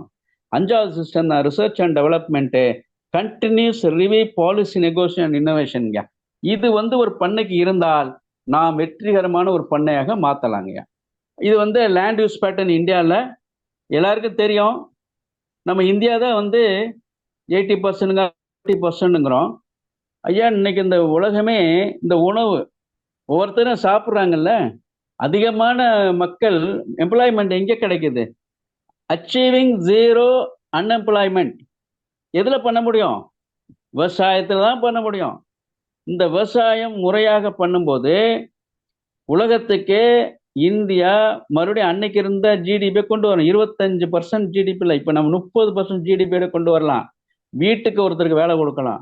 அப்போ லேண்ட் யூஸ் பேட்டர்னில் பார்த்தீங்கன்னா விவசாயம் வந்து நிறையா இருக்குது. ஆனால் விவசாயத்தை பற்றி நம்ம கண்டுக்கிறது இல்லையே, விவசாயத்துக்கே பட்ஜெட்டே இல்லையே. இது யார் தப்பு? நம்ம ஒவ்வொருத்தருடைய தப்பா இல்ல. விவசாயிகளுக்கு இன்னும் வந்து என்ன நினைக்கிறாங்க, அதை கன்சால்டேஷன் பண்ண வேண்டியிருக்கு. விவசாயிகளுக்கு டிமாண்ட், இந்தியாவினுடைய ஃபுட் டிமாண்ட் அண்ட் சப்ளை விவசாயிகள்கிட்ட வந்து டிஸ்கஸ் பண்ணணும். இந்தியாவினுடைய உணவு எவ்வளவு தேவை, என்னென்னது காய்கறி, எந்த ஜோன், சும்மா இந்தியாவில் மேப்ல மட்டும் இருந்துட்டா போதுமா? அரசாங்கம் என்ன செய்யணும், மொத்த இந்தியாவுக்கும் ஃபுட் பட்ஜெட் போடணும். அரசாங்கம் மொத்த இந்தியாவுக்கும் வாட்டர் பட்ஜெட் போடணும். இவங்க என்னன்னா இங்க வந்து அந்த நதி பிரச்சனை, இந்த நதி பிரச்சனை. அப்ப என்ன பண்ணணும், இந்தியா முழுக்க உள்ள நதிகளை சிங்கிள் சிஸ்டத்துல கொண்டு வரணும். என் நாட்டுக்கு ஒண்ணு, உன் நாட்டுக்கு ஒண்ணு, என் தேசம், நான் கேரளா, நான் தமிழ்நாடு, நான் ஆந்திரா, கர்நாடகன் சண்டை போடுறது இல்லை. அப்போ ஒரு அட்லீஸ்ட் ஒரு தேசமா இருக்கணும்ல. அப்போ அந்த லேண்ட் யூஸ் பேட்டர்ன் பிரகாரம் என்னென்ன லிங்க் நம்ம இழந்தோமோ, பாரத தேசம் இழந்ததை மீண்டும் கொண்டு வரணும். அதற்கு அந்தந்த ஸ்டேட் கவர்மெண்ட்டும் அதே மாதிரி மத்திய சர்க்காரும் இணைந்து செயல்படக்கூடியது. இதற்கு கிரேடு 1 ஆபீசர், இப்ப நம்மளை போன்ற கிரேடு 1 ஆபீசரா இருக்கிறவங்களும் சரியான வழியில இந்த மக்களுக்கு என்ன தேவைங்கிறதை தெரிந்து கொண்டு பாலிசிக்கு கொண்டு போகிறது நம்ம தான். ஒரு எக்ஸிக்யூட்டிவ்ஸ், நம்ம எல்லாம் ப்ரொஃபஷனல்ஸ், நம்ம தான் கொண்டு போகணும். இப்போ இன்னைக்கு ஒரு எம்எல்ஏ இருக்காரு, எம்பியா இருக்கிறாருன்னா அவர் வந்து அவர் எம்எல்ஏ ஆயிருப்பாரு, பட் அவருக்கு வந்து லேண்ட் யூஸ் பேட்டர்னை பத்தி அவர் ஊர்லயே தெரியாதுங்கய்யா. ஒரு எம்எல்ஏ இருக்காரு, ஒரு மினிஸ்டர்கிட்ட போய் கேளுங்க. இன்னைக்கு இருக்கிற இந்தியாவினுடைய சாபம்னே சொல்லலாம். எத்தனை பேருக்கு இந்தியாவினுடைய லேண்ட் யூஸ் பேட்டர்ன் தெரியும் சொல்லுங்க. ஸோ இதையெல்லாம் கொண்டு போய் சேர்த்தாத்தான் இயற்கை விவசாயம் சரியாக செயல்படுத்த முடியும். இயற்கை விவசாயம் சரியாக இருந்தால்தான் நீங்கள் ஒவ்வொரு மனிதரும் கேன்சர் இல்லாமல் வாழ முடியும். பெண்களுக்கு இன்னைக்கு பிசிஓடி இல்லாமல் வாழ முடியும். குழந்தை இனிமேலேருந்து காப்பாற்றலாம். அத்தனை நோய்கள் இல்லாம ஆக்கலாம். ஏன், உணவே மருந்து, மருந்தே உணவு. நம்ம அந்த காலத்துல யாரும் மருந்தையும் ஆஸ்பத்திரியில் போய் தங்கி யாரும் வந்து போய் அவங்க வந்து சிறப்பாக ஆரோக்கியம் வாழல. விவசாயத்தை நம்பி இருந்தாங்க. இயற்கை விவசாயம், போற வழியிலே புளியம்பழம் கிடைச்சது, கொய்யாப்பழம் கிடைச்சது, பேரிக்காய் கிடைச்சது, எல்லா பழம், நாவல் பழம் கிடைச்சது, பப்பாளி பழம் கிடைச்சது. என்ன பழம் இல்லை சொல்லுங்க? கிட்டத்தட்ட 165 185 பழ வகைகள் கிழக்கேசிய நாடுகள் எங்க வேணாலும் எது வேணாலும் சாப்பிடக்கூடிய சூழ்நிலை இருந்திருக்கையா? இன்னைக்கு ரோடுல வைக்கிறாங்க. ஏன் ரோட்ல வந்து பழ மரங்கள் நடலாம்? ரோட்ல வந்து இன்னைக்கு வந்து என்ன மக்களுக்கு தேவையான கீரை வாதநாராயண் கீரை நடுங்க, முருங்கைக்கீரையை நடுங்க, அதே மாதிரி கல்யாண முருங்கை நடுங்க, அகத்திக்கீரையை நடுங்க. ஏன் வந்து ஒரு நிழல் தரு மரம்னு சொல்லி எவனோ ஒருத்தன் சொன்னான்னு சொல்லிட்டு அரசாங்கமே ஏகப்பட்ட ஸ்கீமை வச்சுக்கிட்டு ரோடெல்லாம் நீங்க இது பண்ணலாம். ரயில்வே ட்ராக் இருக்கு, எவ்வளவு இருக்கு. அப்ப இதையெல்லாம் நம்ம முறைப்படுத்த வேண்டிய கட்டாயத்துல இருக்கிறோம். எல்லாமே எந்த மரமும் நீங்க போய் உரம் போட்டுலாம் வளர்க்கல. ஃபாரஸ்ட் இவர் ஜப்பான்கார் சொல்லுவாரு, எப்போ பார்த்தா அவர் கேள்வி கேட்டேன்னா என்ன, நான் எனக்கு அவர் சந்திக்கக்கூடிய காலம் கிடைச்சு எப்போ பார்த்தாலும் என்ன சொல்லுவாரு, சீதா ஃபாரஸ்ட்ன்றாரு. தண்ணி ஊத்தணுமா, சீதா ஃபாரஸ்ட்பாரு. எந்த கேள்வி கேட்டாலும் சீதா ஃபாரஸ்ட். ஃபாரஸ்ட்டுக்கு யாரு போய் தண்ணி ஊத்துனா? அது வந்து எல்லா உயிரினங்கள், பறவைகள், பல்லி, பாம்பு, ஆடு, மாடு, கோழி எல்லாம் சேர்ந்து உருவாக்கணும் ஃபாரஸ்ட். மனிதனாக இருந்த நாம் 3 விஷயங்களை நம்ம என்ன இழந்துட்டோம். ஒன்று வந்து பீப்புள் கேரை விட்டாச்சு, அதே மாதிரி நம்ம எர்த்து கேரை விட்டாச்சு, ஃபேர் ஷேரை விட்டாச்சு, டிரான்சிஷன் எத்திக்ஸ்ல எல்லாமே நம்ம தான் பெருசு, நாங்க தான் அறிவாளின்னு சொல்லி நம்முடைய முன்னோர்கள் நம்மகிட்ட கொடுத்துட்டு போன இயற்கை விவசாயத்தையும் இயற்கை முறையில் விளைந்த பொருள்களை எல்லாம் தொலைச்சாச்சு. அப்ப என்ன இருக்குது? அப்போ லேண்ட் யூஸ் பேட்டர்னை ஒவ்வொரு இந்தியனும், ஒவ்வொரு விவசாயியும் நாம வந்து பாதுகாக்க வேண்டும் என்பது, இதை பேஸ் பண்ணி தான் நம்ம வந்து இயற்கை விவசாயத்தை ரீஷேப் பண்ணுங்க. நெக்ஸ்ட், அடுத்தபடியாக agriculture is the biggest employer India. இதுல வந்து செல்ஃப் எக்ஸ்பிளனேட்டரி தான். இனிமேல் நாம் வருகின்ற காலங்களிலே விவசாயத்துறையை யாரெல்லாம் இந்த நான் சொன்னேன் இல்லைங்களா, இந்த 3 துறைகளை வந்து வார் ஃபுட் லெவல்ல பண்ணணும். என்னென்ன துறை? விவசாயத்துறை, மருத்துவத்துறை அண்ட் ஈக்காலஜி, அதாவது சுற்றுப்புற சூழலை நம்ம என்ன செய்யணும், வார் ஃபுட் லெவல்ல பண்ணணும். அதாவது ஒரு ஆர்மி மாதிரி பண்ணி எல்லா வீட்டுக்கும், எல்லாருக்கும், ஒவ்வொரு குடும்பத்துக்கும் நாம் வேலை வாய்ப்பை உருவாக்க முடியும். அப்படி மீண்டும் வேலை வாய்ப்பை உருவாக்கக்கூடிய ஒரு இடம் தான் agriculture is the biggest employer in India. இது வரும் பட்சத்தில் தான் இந்தியாவை நாம் காப்பாற்ற முடியும், ஒவ்வொரு மாநிலத்தையும் காப்பாற்ற முடியும். ஆகவே நண்பர்களே, தயவு செஞ்சு இதை பற்றி சிந்தியுங்கள். நிலம் வைத்திருக்கிறவர்கள், நிலம் இல்லாதவர்கள், யார்கிட்ட பணம் இருக்கிறவர்கள், எல்லோரும் நாம் சேர்ந்து இந்த துறையை நாம் இன்றைக்கு சரி பண்ணக்கூடிய சூழ்நிலை இருக்கிறோம். ஆகவே விவசாயத்துறையிலே அது ரீஷேப்பிங் த ஃபியூச்சர் ஆஃப், அதாவது ஆர்கானிக் ஃபார்ம் பண்ணனுக்கு இந்த அக்ரிகல்ச்சர் சிஸ்டத்தை நம்ம மறுபடியும் நல்ல நல்ல சிஸ்டத்தை இணைக்க வேண்டிய கட்டத்தில் இருக்கிறோம். அப்பத்தான் நல்ல உணவுகளை கொடுக்க முடியும், சத்தான உணவுகளை கொடுக்க முடியும், நமக்கு நோய் இல்லாத ஒரு சமுதாயத்தை படைக்க முடியும் என்பதில் எந்த ஐயப்பாடும் இல்லை. ஆகவே அக்ரிகல்ச்சரை நம்ம தொழிற்சாலையாக உருவாக்குவதற்கான வழிகளை நாம் செய்ய வேண்டும் என்ற இந்த தருணத்தில் நான் பதிவு செய்கிறேன். இப்போ பார்த்தீங்கன்னா இதெல்லாம் ஒவ்வொரு ஸ்டெப்புங்க. இப்போ இது ஒவ்வொரு இது ஃபார்ம் டிசைன் ஆல்ரெடி நான் பேசிட்டேன். ஒவ்வொரு சைட்டுக்கு நம்ம ஜோன் பண்ணுறோம். இதெல்லாம் செல்ஃப் எக்ஸ்பிளனேட்டரி. உங்களுக்கு ஃபார்ம் டிசைனில் எக்ஸிக்யூஷன்லாம் உங்களுக்கு எல்லாம் தெரியும். இது நான் ஐஆர்ட சொல்லி உங்கள் எல்லாருக்கும் ஷேர் பண்ண சொல்கிறேன். Step 1 farm design and execution. நெக்ஸ்ட்டுங்க 2 போஸ்ட் ஹார்வெஸ்டிங் டெக்னாலஜி. இன்னைக்கு இருக்கிற போஸ்ட் ஹார்வெஸ்டிங் டெக்னாலஜி எப்படி ஸ்ட்ரென்தன் பண்ணுறது? நம்ம எல்லாமே அந்தந்த பகுதியில் ஒரு யூனியனுக்கு ஒரு காம்ப்ரிஹென்சிவ் ஸ்டோரேஜ், கோல்டு ஸ்டோரேஜ், அங்கே பாக்கெட்டிங் எல்லாமே அங்கேயே பண்ணிடணும். அதாவது இப்போ ஒரு அரிசியை எடுக்கிறோமா, அரிசியை மாவாக்கணும், அரிசியை பல வெள்ளத்தை அவுளாக்குறோம், இல்லை எனி ஸ்நாக்ஸ் ஐட்டம்னா கூட ஒவ்வொரு யூனியனுக்கு ஏற்றாற் போல டீசென்ட்ரலைஸ் சிஸ்டம் கொண்டு வரணும். அப்படி இல்லாட்டா கூட பரவாயில்ல, அரசாங்க கட்டடங்கள் இன்னைக்கு பல இன்ஃப்ராஸ்ட்ரக்சர் கோஆபரேட்டிவ் நேமில், பிரைமரி கோஆபரேட்டிவ்ல, அது மாதிரி பல டிபார்ட்மெண்ட்டுகளை வேஸ்டாக கிடக்கக்கூடிய அனைத்து பில்டிங்கும் சர்வே பண்ணி அதை விவசாயிகளுக்கு நாம் கொடுக்க வேண்டும். இன்றைக்கு விவசாயிகளுடைய மொத்த லாஸ், அதாவது போஸ்ட் ஹார்வெஸ்டிங், அதாவது ஆஃப்டர் ஹார்வெஸ்டிங் உதாரணம் எத்தனை இடங்கள்ல இன்னைக்கு நெல் 100க்கு 100% அழிஞ்சு வெள்ளத்தில் போயிடுது. அதே மாதிரி பார்த்தீங்கன்னா சிறுதானியங்கள் ரெயின்ஃபட் ஏரியாலையும் முறையாக அவர்களுக்கு டெக்னாலஜி இருந்தும் அது சரியாக மக்கள் மத்தியில் இல்லாதனால அந்த போஸ்ட் ஹார்வெஸ்டிங் டெக்னாலஜினால நிறைய வேஸ்ட் ஆகுது. அப்போ average Indian food grain waste இன்னைக்கு பார்த்தீங்கன்னா கிட்டத்தட்ட 24 to 42% வருதுங்க. இதை எப்படி நம்ம சொன்னாலே நிறைய இருக்கு இல்லைங்களா? இதில் தண்ணி வேஸ்ட் ஆகுது, இடுபொருள் வேஸ்ட் ஆகுது, உழைப்பு வேஸ்ட் ஆகுது, கரண்ட் வேஸ்ட் ஆகுது, மனித வளம் வேஸ்ட் ஆகுது. அப்போ போஸ்ட் ஹார்வெஸ்டிங் டெக்னாலஜியை ரொம்ப ஸ்ட்ரென்தன் பண்ணணும். இதில் இன்னைக்கு பார்த்தீங்கன்னா இப்போ ஜப்பான் போன்ற நாடுகள்லாம் ரொம்ப சிறப்பாக பண்ணுறாங்க, பெரிய வேஸ்டேஜ் வர்றதில்லை. அதே மாதிரி இன்னைக்கு யூரோப்பில் ஃபின்லாண்டாக இருக்கட்டும், மற்ற யூரோப்பியன் கண்ட்ரிலையும் போஸ்ட் ஹார்வெஸ்டிங் டெக்னாலஜி ரொம்ப ப்ராப்பராக பண்ணுறாங்க, வேஸ்டேஜ் கம்மியாக வருது. அப்போ இந்த கிரேடிங்ல இருந்து, ஹார்வெஸ்டிங்ல இருந்து, பிராண்டிங், பேக்கிங் எல்லாமே பக்கா பண்ணி ஒரு பண்ணையிலேருந்து நேரடியாக அங்கேயே லோக்கலில் கொண்டு போயிடலாம். இப்போ நம்ம என்ன பண்ணுறோம், எங்கேயோ ஒரு இடத்துல விளையுது, மில்லு பூரா ஒரு இடத்துல இருக்குது, இங்கே ரெட் ஹில்ஸ் கொண்டு வராங்க, சென்னை கொண்டு அப்போ திருப்பி எங்கே போகுது, மறுபடியும் அந்த கிராமத்துக்கு போகுது. ஆகவே டீசென்ட்ரலைஸ் போஸ்ட் ஹார்வெஸ்டிங் டெக்னாலஜியை நாம் உருவாக்குவேமையானால் நிச்சயமாக வெற்றி நிச்சயம். அடுத்ததுங்க, இது மார்க்கெட்டிங் ஸ்ட்ராட்டஜிங்க. இந்த மார்க்கெட்டில் என்னென்ன இருக்கணும் அப்படிங்கிறது கொடுத்துருப்பேன், இது எல்லாருக்குமே தெரிஞ்சது. மார்க்கெட் ஸ்ட்ராட்டஜி இது ஒரு பெரிய சப்ஜெக்ட். இதெல்லாம் நீங்கள் தெரிஞ்சுக்கிட்டு இன்னைக்கு நாங்கள் என்னென்ன பண்ணிக்கிட்டு இருக்குங்கிறத எங்களோட நேரடி தொடர்பில் நீங்கள் கற்றுக்குங்க, நாங்கள் உங்களுக்கு உதவியாக இருக்கிறோம். அடுத்ததுங்க, இது நெட்வொர்க்குங்க. நெட்வொர்க் இல்லாமல் இனிமேல் எதுவுமே செய்ய முடியாது. தனி மனிதன் சரி, நான் 15 வருஷமாக ஒரு ஆளாக, அதாவது போஸ்ட் பில்லர் இந்த மாதிரி அங்கே அலைஞ்சு இங்கே அலைஞ்சு சரியான ஆள்களை கண்டுபிடிக்கிறதுக்கு எனக்கு 15 வருஷம் ஆச்சு. வெறும் 173 விவசாயிகள், நல்ல விவசாயிகள் தேர்ந்தெடுத்து ஒரு 2000 குடும்பத்துக்கு நம்ம சப்ளை பண்ணுறதுக்கு எடுத்த காலங்கள் 15 ஆண்டுகள். இன்னைக்கு எங்களுடைய எண்ணம் என்னன்னா, அடுத்த 5 ஆண்டுகளிலே 2% ஆஃப் தி கஸ்டமரை இயற்கை விவசாய பொருட்களை நேரடியாக கொண்டு போய் சேர்க்க முடியும் என்ற நம்பிக்கை எங்களுக்கு வந்திருக்கு. அந்த நம்பிக்கை கொடுத்தவர்கள் எல்லாமே ரொம்ப படித்தவர்கள்லாம் கிடையாதுங்க. சாதாரண கிராமத்தில் காட்டேஜ் இண்டஸ்ட்ரியில் இருந்த பெண்கள், சாதாரண பெண்கள், அவர்களெல்லாம் பெரிய பிஹெச்டி படிக்கலை, நம்மளை மாதிரி எம்எஸ்சி படிக்கலை. அந்த அவங்களுடைய பாரம்பரிய தொழில இருந்து வந்ததை கற்றுக்கிட்டாங்க.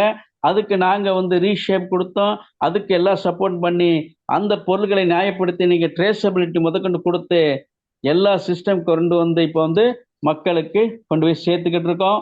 அந்த நம்பிக்கையை உருவாக்கி இருக்குது இன்னைக்கு எம்எஸ் இன்டர்நேஷனல்.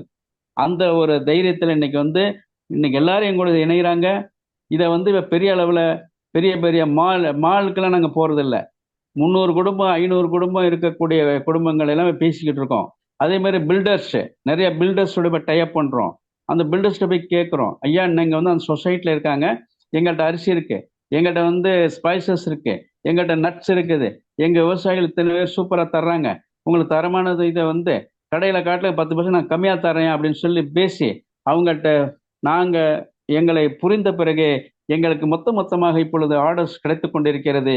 அந்த ஆர்டர்களை சரி பண்ணுறதுக்கு தான் அந்த நெட்வொர்க் கன்வர்ஷனை ஸ்ட்ரென்தன் பண்ணி அப்போ ஒரு ப்ராடக்ட்டுக்கு வந்து 3 பேர் நமக்கு தேவைப்படுகிறது. ஒருத்தரையே நம்பி இருந்தோம்னா அது வந்து நமக்கு கஷ்ட காலத்தை கொடுத்துருது. ஏனென்றால் இப்போ ஒருத்தர் வந்து எனக்கு வந்து ஒரு 50 பாக்கெட்டு சத்து மாவு வேணும்ப்பா, இந்த இடத்துல ஆர்டர் வந்துன்னு கேட்டானா அவர் என்ன பண்ணிடுவார், அன்னைக்கு அந்த அக்காவோ அந்த அண்ணனோ அல்லது அந்த தங்கச்சி என்ன செஞ்சிருவாங்க, ஐயா இன்னைக்கு தான் அங்கே மேரேஜ் போயிட்டோம், அதனால அப்போ நான் டைமுக்கு நான் டெலிவரி கொடுக்குறேன்டா, என்னுடைய பிஸ்னஸ் இழந்துறேன். அதனால அந்த அனுபவத்தை வச்சு இப்போ ஒரு மேனுஃபேக்சரர் 3 பேரை நாங்கள் ஐடென்டிஃபை பண்ணுறோம் ஒரு ப்ராடக்ட்டுக்கு. அது மாதிரி கிட்டத்தட்ட இப்போ வந்து 200 ப்ராடக்ட்ஸு 600லேருந்து 700 பேர் நமக்கு தேவைப்படுகிறது. இப்பொழுது நம்ம கையில் இருக்கக்கூடியவங்க வந்து 100+ இருக்காங்க. அதில் பெஸ்ட்டாக பண்ணுறவங்க வந்து 50 பேருங்கய்யா. இதுதான் என்னுடைய இன்னைக்குள்ள அனுபவம். அடுத்துங்கய்யா, இது வந்து ரிசர்ச் அண்ட் டெவலப்மெண்ட். நாங்கள் எல்லாமே வந்து இன்னைக்கு வந்து ஃபுட் சப்ளிமெண்ட்ஸை வந்து 3ஆக பிரிச்சிருக்கோம்.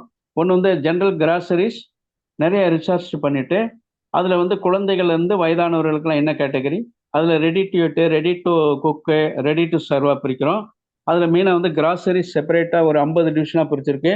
அப்புறம் வந்து தெராபெட்டிக், ஃபங்க்ஷனல் அண்டு நியூட்ராசிட்டிக்கல் அப்படிங்கிற இதில் மெயினாக இன்னைக்கு வந்து கட் ஹெல்த், ஒரு மனிதனுடைய கட் ஹெல்த்தை இது பண்ணுறது, ப்ரோபயோட்டிக், இதில் வந்து நிறைய ஆராய்ச்சி பண்ணி அந்த மாதிரியான உணவுகளை இது பண்ணுறோம். அதே மாதிரி ஒவ்வொரு தாவரங்களுக்கும் என்னென்ன இருக்குது, என்ன மினரல்ஸ் லாஸாக இருக்குது, ஏன் ஒவ்வொரு வியாதிகளும் இருக்குன்னு நிறைய டாக்டர் அசோசியேட் பண்ணுறோம்.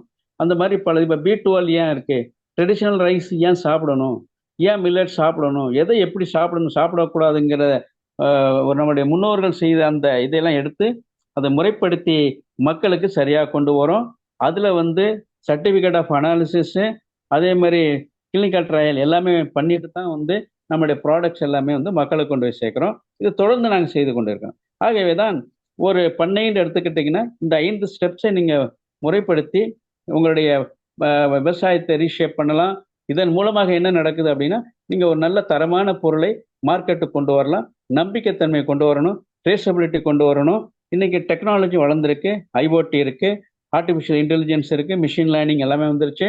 இதெல்லாம் இணைத்து நாம் ஒரு நல்ல ஒரு விவசாயத்தை செய்து பாரம்பரியத்தை காப்பாற்ற முடியும். அடுத்து இதில் வந்து சேலஞ்சஸ் என்னன்னா, மெயினாக இன்னைக்கு நமக்கு சேலஞ்சுங்கய்யா, கலப்படங்கள் இல்லாத ஒரு சூழ்நிலை உருவாக்க வேண்டும். ரெகுலேஷன் ஆஃப் தி சர்டிஃபிகேஷன்ஸ், அதாவது ஆர்கானிக் அப்படின்னா என்ன, ஒரு ஆர்கானிக் விவசாயத்துக்கு வந்து தேவையில்லாத காஸ்ட் நிறையா வருதுங்க. அதெல்லாம் சிம்பிளிஃபை பண்ணணும். ஏன்னா அந்த பேராமீட்டர்ஸ் எல்லாம் முறைப்படுத்தி நிறைய காசு வாங்குறாங்க. இன்னைக்கு உலக அளவில் இந்த சர்டிஃபிகேஷன்னா இந்தியாவுக்கு மட்டும் தனி சர்டிஃபிகேஷன் உருவாக்கணும். நம்ம வந்து அடுத்த நாட்டுக்கு போகிறோங்கிறது அடுத்த கட்டம். இந்திய மக்களுக்கு ஃபர்ஸ்ட் ஆர்கானிக் கொடுக்கறதுக்கு என்ன ஸ்டாண்டர்ட், அது அரசாங்கம் முடிவெடுக்கணும். நான் அமெரிக்காக்காரனுக்கு கொடுக்க போறேன், யூரோப்புக்காரனுக்கு கொடுக்க போறேன், நம்ம 140 கோடி மக்களுக்கு என்ன சிஸ்டம், அந்த சிஸ்டத்தை அந்தந்த ஸ்டேட் கவர்மெண்ட்டும் அந்தந்த அதாவது நம்மளுடைய சென்ட்ரல் கவர்மெண்ட் டிசைட் பண்ணணும். அதுக்கான சில நிறைய சேலஞ்சஸ் இருக்கு. ஸ்டோரேஜ் ஒரு சேலஞ்சா இருக்கு, இன்புட்ஸ் ஒரு சேலஞ்சா இருக்கு, ஆர்கானிக் இன்புட் சேலஞ்சா இருக்குது.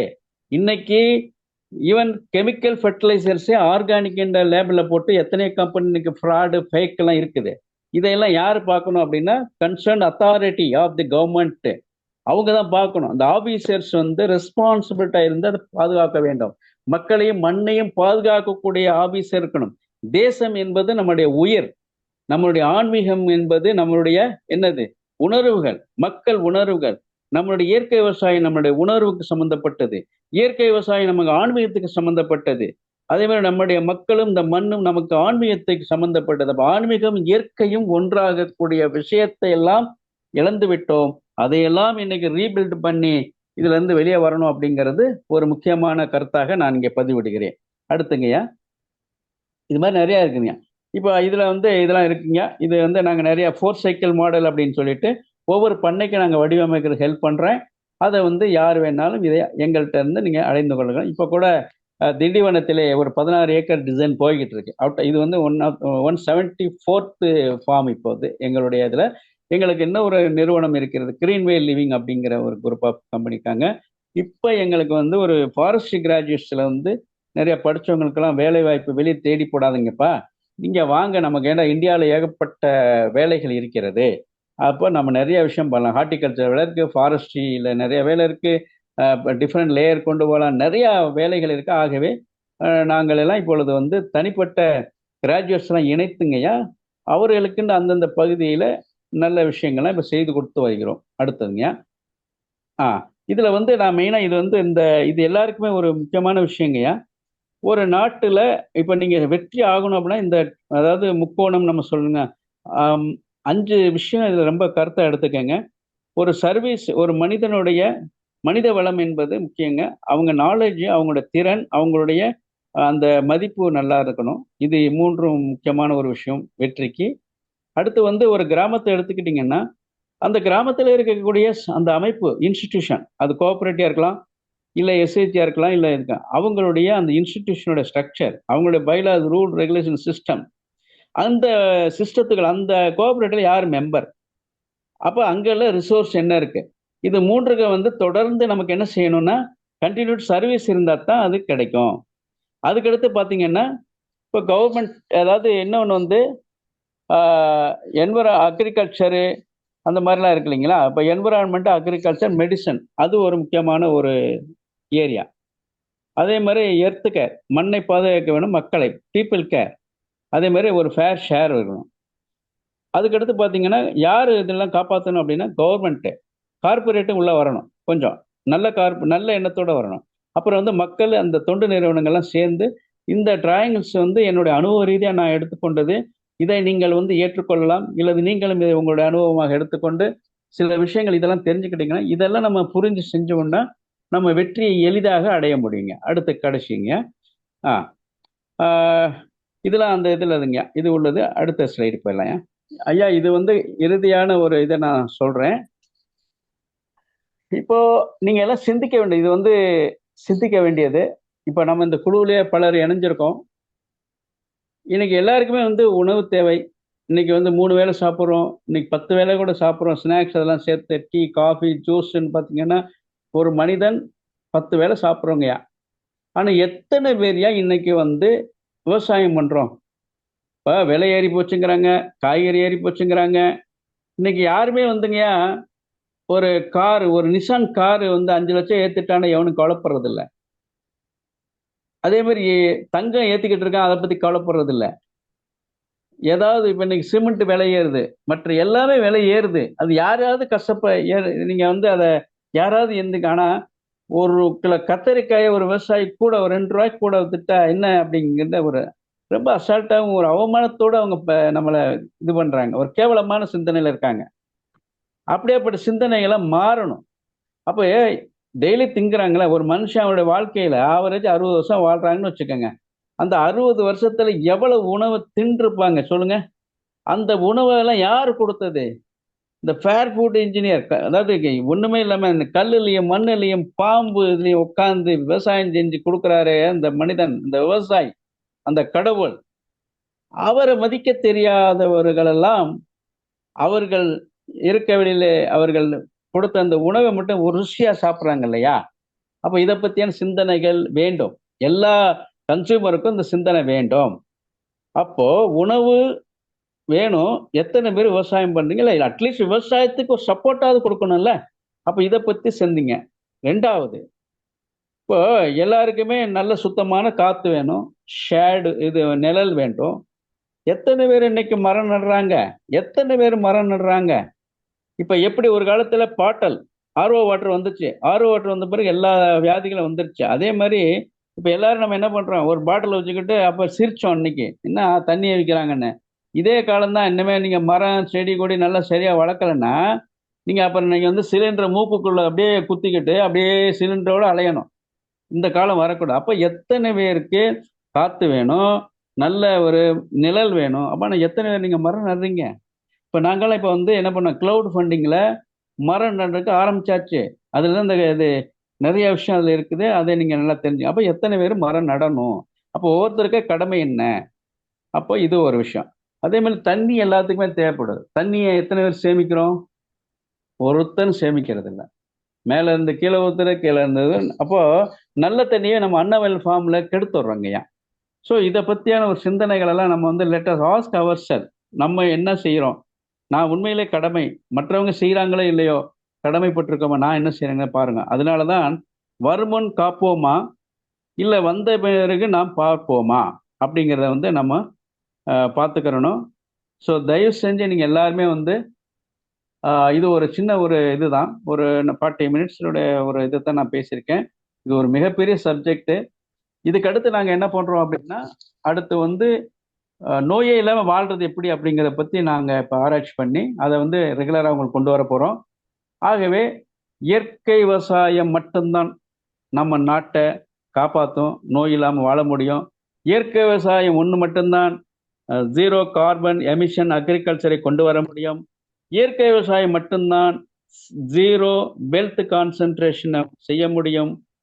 இயற்கை விவசாயம் மட்டும்தான் உங்களை நோய் இல்லாத சமுதாயத்தை உருவாக்க முடியும் என்பதை சொல்லி, நம்ம இந்த ரீஷேப் பண்றதுக்கு இந்த 5 ப்ராசஸை நீங்கள் கடைபிடித்தினார்கள் இந்திய விவசாயத்தை வளமை மிக்க விவசாயமாக மாற்ற முடியும். அதுவும் இப்பொழுது தமிழகத்திலிருந்து நாங்கள் நிறைய வேலைகள் செய்து கொண்டிருக்கின்றோம். இப்பொழுது நாங்கள் வந்து சில பஞ்சாயத்துக்களை மாடலாக எடுத்து கேட்ச்மெண்ட் ட்ரீட்மெண்ட்ங்கிற ஒரு கான்செப்ட்ல கொண்டுகிட்டு வந்திருக்கோம். To reshape our agriculture with support of all our supporters like you. அதனால ஒவ்வொரு மனிதர்களும் ஒரு கிராமத்தை நாம் தேர்ந்தெடுப்போம்.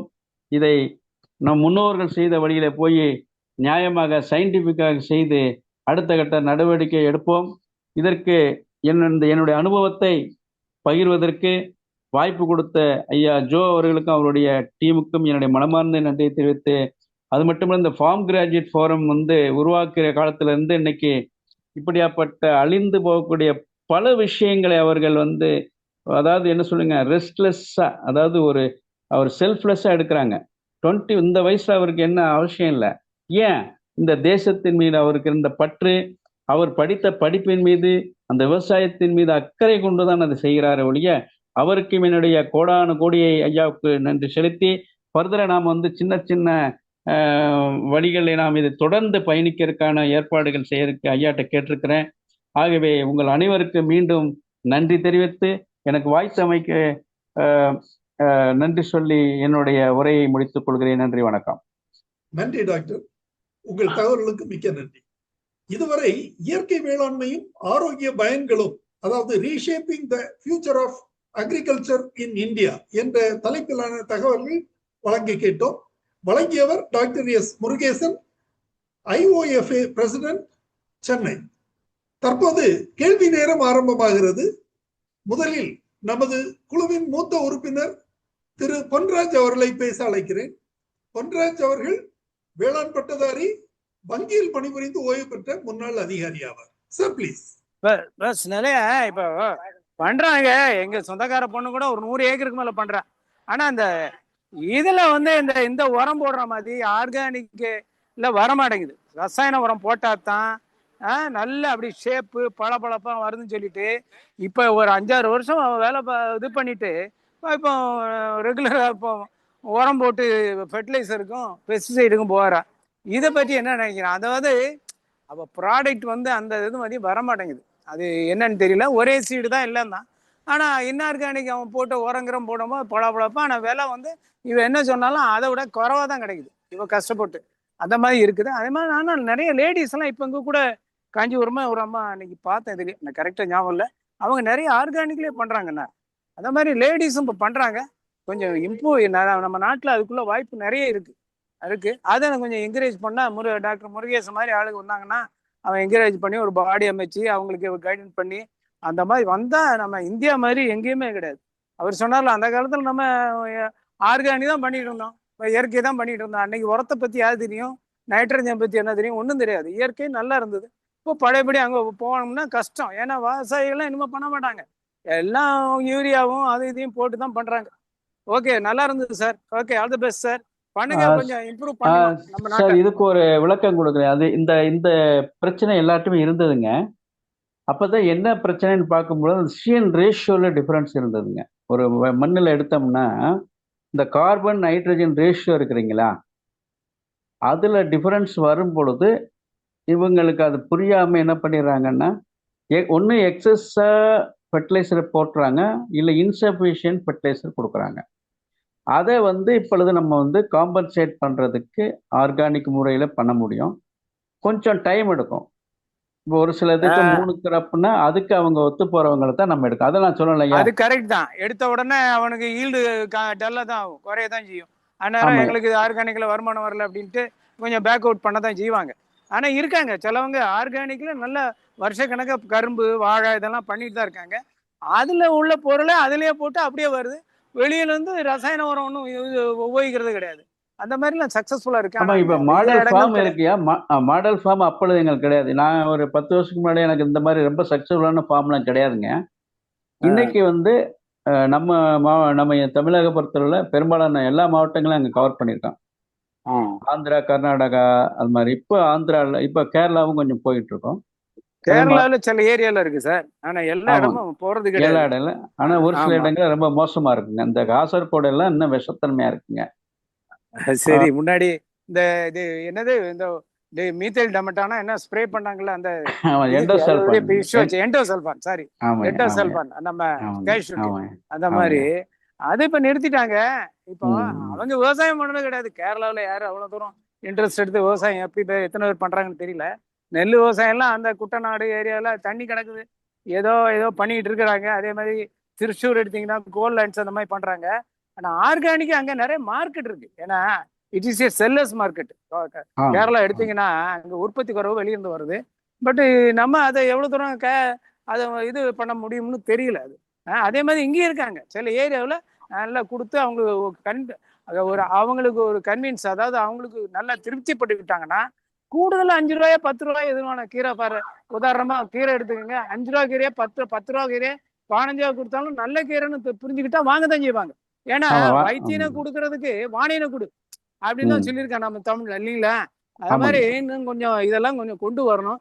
பட் எவ்வளவு தூரம் தெரியல. மார்க்கெட்ல எங்கேயா கொஞ்சம் ஃப்ளட் பண்ணது நமக்கு காய்கறிக்கோ எதுக்கு பழங்களுக்கோ ஒரு இது கிடையாது. இப்போ பழம் இந்த வருஷம் மாம்பழம் எல்லாம் சீரழிஞ்சுது நிறைய. அதெல்லாம் சரியா ப்ரொக்யூர் பண்ண அந்த ஃபேக்டரிஸ் எல்லாம் கவுத்து விட்டாங்கங்கிறாங்க. எக்ஸ்போர்ட் ஆளுங்க வாங்கலைங்கிறாங்க.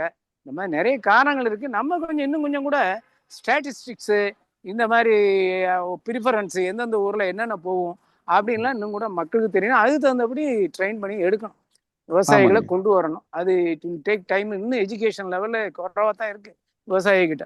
இன்னும் பெங்களூர் மார்க்கெட் இன்னைக்கு நடக்குது. பெங்களூர் நல்லா இருக்குங்க இன்னைக்கு. தென்னிந்தியாவிலும் மெட்ரோ தான் முதல்ல கான்சென்ட்ரேட் பண்ணணும். அவங்க தான் அஃபோர்டபிள், அவங்க தான் கொடுப்பாங்க, விலையை கொடுக்கறது. அப்ப மெட்ராஸ்ல கூட அப்படி நல்ல ஆர்கானிக். சரிங்க சார், ஓகே, தேங்க்யூ. ரொம்ப நன்றி.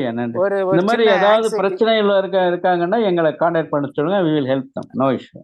சரி, okay sir, thank you sir, thank you. நன்றி சார். நிகழ்ச்சியில் பங்கு பெற்றமைக்கு மிக்க நன்றி.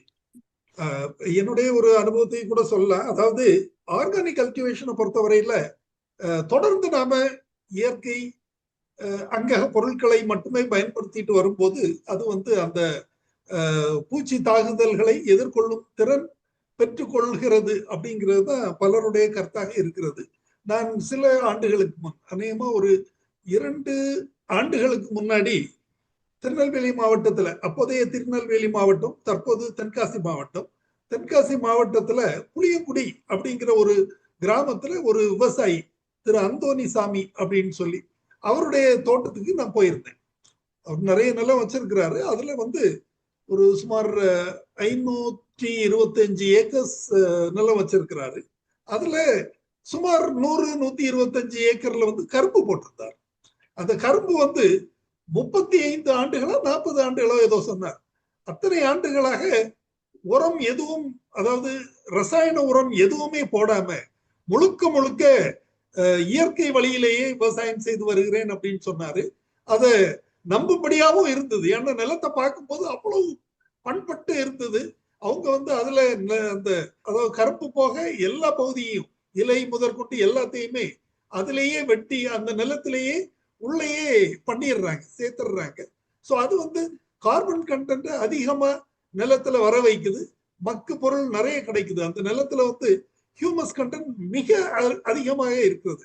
அந்த நிலத்தை பார்த்தாலே மண்ணா தெரியல, அது முழுக்க முழுக்க ஹியூமஸா தான் தெரியுது. ஸோ இந்த அளவுக்கு இருக்குது. அதுக்கு தக்க அவங்களுக்கு விளைச்சலும் கிடைச்சிட்டு இருக்குது. அவர் சொந்தமாவே ஒரு அந்த கரும்பை பிழிஞ்சி சாறு எடுத்து அதுல மண்டை வெல்லம் எடுக்கிறது, அந்த மாதிரி எல்லா ஒர்க்கும் அவரே அந்த ஃபார்முக்குள்ளேயே செய்யறார். சோ இது கரும்பு மட்டும் சொன்னேன், இத மாதிரி பல்வேறு பயிர்கள் இருக்கின்றன. சோ இவ்வாறு அங்கக பொருட்கள் அல்லது இயற்கை வேளாண்மையிலேயே நிறைய விவசாயிகள் இந்த மாதிரி பிராக்டிஸ் பண்ணிட்டு வர்றாங்க. லைம் லைட்ல அது வரணும், அது எல்லாமே வெளிக்கு வரணும், பலருக்கும் அது தெரியணும். அனுபவம் கண்டிப்பா அந்த தகவல் பலருக்கு தெரியும் போது அது ஒரு உதாரணமாக இருக்கும் அப்படிங்கிறதுல எந்த மாற்று கருத்துக்கும் இல்லை. இப்போ ஏற்கனவே பல இடங்கள்ல, இப்போ வள்ளியூரை பார்த்து திருநெல்வேலி மாவட்டத்தை பொறுத்தவரையில வள்ளியூர் அல்லது கன்னியாகுமரி மாவட்டம், இந்த மாதிரி பல இடங்கள்ல இப்போ அரிசி முதற்கொண்டு எல்லாமே அந்த ட்ரெடிஷனல் வெரைட்டிஸ், கருப்பு கவுனி, அத மாதிரி சில இந்த பழைய ரகங்களை பயன்படுத்த ஆரம்பிச்சிட்டாங்க. விலை அதிகமா கொடுத்து கூட வாங்குறாங்க. இப்போ சாதாரண நெல் அரிசி 30 ரூபாயில அல்லது 40 ரூபாயில கிடைக்குதுன்னா இதை 80 ரூபாய் வரை கொடுத்து வாங்குற அளவுக்கு அந்த இயற்கை விவசாயத்துல விளையிற பொருட்களுக்கு மேல மோகம் இருக்குது. அப்கோர்ஸ் முழுமையா எல்லா விவசாயிகள் எல்லா மக்களும் அதை ஏற்றுக்கல அப்படின்னு அப்படி உறுதியா சொல்ல முடியும். ஆனா ஓரளவுக்கு மக்களுடைய மனப்பான்மை மாறி இருக்குது அப்படிங்கிறதுல எந்தவித சந்தேகமும் கிடையாது. அந்த மாதிரி மாற்றங்கள் வந்து கொண்டுதான் இருக்குது, தொடர்ந்து கொண்டு இருக்கிறது. கண்டிப்பா விரைவில் அதில் அந்த மாற்றங்கள் பலருக்கு வரும் அப்படிங்கிறதுல எந்த ஒரு சந்தேகமும் கிடையாதுங்கிற என்னுடைய கருத்தை பதிவு செய்ய விரும்புகிறேன். அடுத்ததாக திரு மூர்த்தி அவர்களை பேச அழைக்கிறேன். மூர்த்தி, உங்களை இன்ட்ரோடியூஸ் பண்ணிட்டு உங்க கருத்தை தெரிவிக்கலாம். வணக்கம் சார். வணக்கம். நான் திருநெல்வேலியில இருந்து மூர்த்தி பேசுறேன். மூர்த்தி வணக்கம் ஐயா. வணக்கம் சார். சார், இப்போ நீங்க சொன்னதுல இந்த லாஸ்ட் ஸ்லைட்ல ஒரு பாயிண்ட் அழகா சொன்னீங்க. அதுல என்ன சொல்றீங்க அப்படின்னா, டெய்லி நல்லா சாப்பிடுறோம், ஆனா அதை உற்பத்தி பண்ணக்கூடிய விவசாயிகளை நம்ம யோசிச்சு கூட பாக்குறதுல அவங்கள மதிக்கிறது கூட இல்லை அப்படிங்கிறது. ஸோ இந்த மைண்ட் செட் காலப்போக்கில் ரொம்பவே மாறி இருக்குது. முன்னாடி இருந்த மரியாதை, முன்னாடி ஜமீன்தார் அப்படின்னா அவ்வளோ ரெஸ்பெக்ட் இருந்தது சொசைட்டில. இப்போ அது அப்படியே ஆப்போசிட்டா டேர்ன் ஆயிருக்குது. இதே மாதிரி இன்னொரு எக்ஸாம்பிள் சொல்லணும் அப்படின்னாக்கா, முன்னாடி ஏன்சியன்ட் பீரியட்ல பாத்தீங்க அப்படின்னா எல்லாமே நேச்சுரல் வே ஆஃப் கல்டிவேஷன் தான் பண்ணிட்டு இருந்தாங்க. அப்ப எல்லாருமே நீங்க சொல்ற மாதிரி உரங்கள் எதுவும் யூஸ் பண்ணல, ஆர்டிபிஷியல் உரங்கள் எதுவும் யூஸ் பண்ணல, எல்லாமே நேச்சுரல் மெத்தட்ல தான் பண்ணிட்டு இருந்தாங்க. பசுமை புரட்சி அப்படின்னு ஒன்று கொண்டு வந்து தான் அவங்கள நம்ம டைவர்ட் பண்ணி விட்டுட்டோம். ஸோ இப்போ இது எல்லாமே காலத்தோட சேஞ்சஸ் அப்படிங்கிறப்போ, இந்த சேஞ்சஸ் அப்படிங்கிறப்போ மைண்ட் செட் லெவல்ல எல்லாமே மாறிடுச்சு. ஒரு இண்டிவிஜுவல் பர்சனோட மைண்ட் செட் லெவல்லே இது மாறிடுச்சு. அதை அவ்வளோ ஈஸியா திரும்ப நீங்க ரிவர்ட் பண்ண முடியுமா அப்படிங்கிறது எனக்கு கொஞ்சம் எக்ஸ்பிளைன் பண்ணுங்க. இதுக்கு நிகழ்காலத்துல இருக்கக்கூடிய ஸ்டூடெண்ட்ஸோட மனப்போக்கு எப்படி இருக்குது அப்படிங்கிறதுக்கு ஒரு பெஸ்ட் எக்ஸாம்பிள் நம்ம எக்ஸாம்பிளோட பார்க்கலாம். இப்போ ஜேஇ எக்ஸாம் அப்படிங்கிறது இந்தியாவை பொறுத்தளவுல ஒரு காம்ப்ளிகேட்டட் எக்ஸாம். எல்லா ஸ்டூடெண்ட்ஸும் வில்லிங்கா அப்பியர் ஆகக்கூடிய ஒரு எக்ஸாம். இதுல தேர்ச்சி பெற்று வரக்கூடிய டாப் ரேங்கர்ஸ் பாத்தீங்க அப்படின்னா எல்லாருமே மோஸ்ட்லி 99% அவங்க என்ன சூஸ் பண்றாங்க அப்படின்னா கம்ப்யூட்டர் சயின்ஸ் பேஸ்டு கோர்சஸ் தான். ஈவன் என்ஐடிஸ் அல்லது ஐஐடிஸ் எது வேணாலும் எடுத்துக்கோங்க, அந்த கம்ப்யூட்டர் சயின்ஸ் கோர்ஸ் தான் அவ்வளவு டிமாண்ட் இருக்குது. அதுலயே agri technology, agri related courses எவ்வளவு இருக்குது, அது வேகன்சியா தான் இருக்குதே ஒழிய அதை யாரும் ப்ரிஃபர் பண்ணி எடுக்கிறது இல்லை. ஸோ இந்த மாதிரி மைண்ட் செட் இருக்கிறவங்கள நீங்க எப்படி திரும்ப ரிவர்ட் பண்ணிட முடியும் அப்படிங்கிற கான்ஃபிடன்ஸ் உங்களுக்கு இருக்குது அப்படிங்கிறத கொஞ்சம் எக்ஸ்பிளைன் பண்ணுங்க. இது ஒரு நல்ல ஒரு அனுபவத்தை தான் சொல்றீங்க, உண்மைதான் அது. இப்போ உதாரணம், எனக்கு ஆரம்ப காலத்துல எனக்கு பெரிய புரிதல் இல்லை. ஏன்னா நாங்க ஒரு பெரிய ஜமீன்தார் குடும்பம் தான். எங்க அப்பா எவ்வளோட சம்பளம் உனக்கு அப்படி 1992 நான் இந்தியன் கவர்மெண்ட் செலக்ட் ஆயிருக்கேன். 1160 ரூபா என்னோட பேசிக்கு. அப்போ அதுக்கு பிறகு லோக்கல்ல இருக்கேன். அப்புறம் கவர்மெண்ட்ல 4110 டைரக்ட் ரெக்ரூட்மெண்ட்ல நான் செலக்ட் ஆகிறேன். அப்போ மொத்தம் எல்லாம் சேர்த்து அந்த நேரம் எனக்கு சம்பளம் 1992 டிசம்பர்ல 4, இது ஒரு 5000 வரும்னு வச்சுங்களேன். அப்போ எங்க அப்பாட்ட நான் கேட்கும்போது என்ன சொல்றாரு, நான் அந்த மாதிரி வேலைக்கு போறேன்ப்பா, எனக்கு வேலை கிடைச்சிருக்குப்பா அப்படின்னோடனே, இது எத்தனை மூட்டை நெல்லு கிடைச்சாம போடா, அப்ப ஏமா தூக்கி போட்டு கிழிச்சு போட்டு விவசாயத்தை பாரு அப்படின்னாரு. அப்போ நான் மறுபடியும் எங்க அப்பா சொல்றதே நான் புரிஞ்சுக்கல. அந்த காலத்துல எனக்கு வேலை தான் பெருசா தெரிஞ்சது. கவர்மெண்ட்டு, அந்த பவரு, ஜீப்பு, அதிகாரம் அப்படிங்கிற மாதிரி நினைச்சேன். ஆனா ஒரு காலத்துல அப்புறம் நான் எல்லாம் டிராவல் பண்ணி பல நாடுகள் பயணம் செய்து இந்தியா ஃபுல்லா பயணம் செய்யும் பொழுதுதான் எனக்கே விவசாயத்தினுடைய மதிப்பு புரிஞ்சதுங்க. அதற்கு பிறகு நான் சரி எங்க அப்பா சொல்லிட்டாரு அப்படின்னு சொல்லிட்டு அதுக்கு பிறகுதான் ஊருக்கு போனேன், அங்கெல்லாம் பண்ணேன். அப்புறம் எனக்கு தெரிஞ்ச விவசாயம் நான் பண்ணும்போது கடந்த இந்த நான் கவர்மெண்ட்டை விட்டு வெளியே வந்து 2017ங்க. அதுக்கு முன்னாடி நான் அரசாங்க சுற்றுற பயணங்கள்லாம் பார்க்கும்போது பார்த்தீங்கன்னா, இதற்கு பிறகு கிட்டத்தட்ட நான் ஒரு குறைஞ்சது ஒரு 10,000 விவசாயிகளுக்கு மேலே நேரடியாக நான் சந்திச்சிருக்கேன். மீட்டிங்கு, ஒர்க் ஷாப் அப்படின்னு சொல்லி.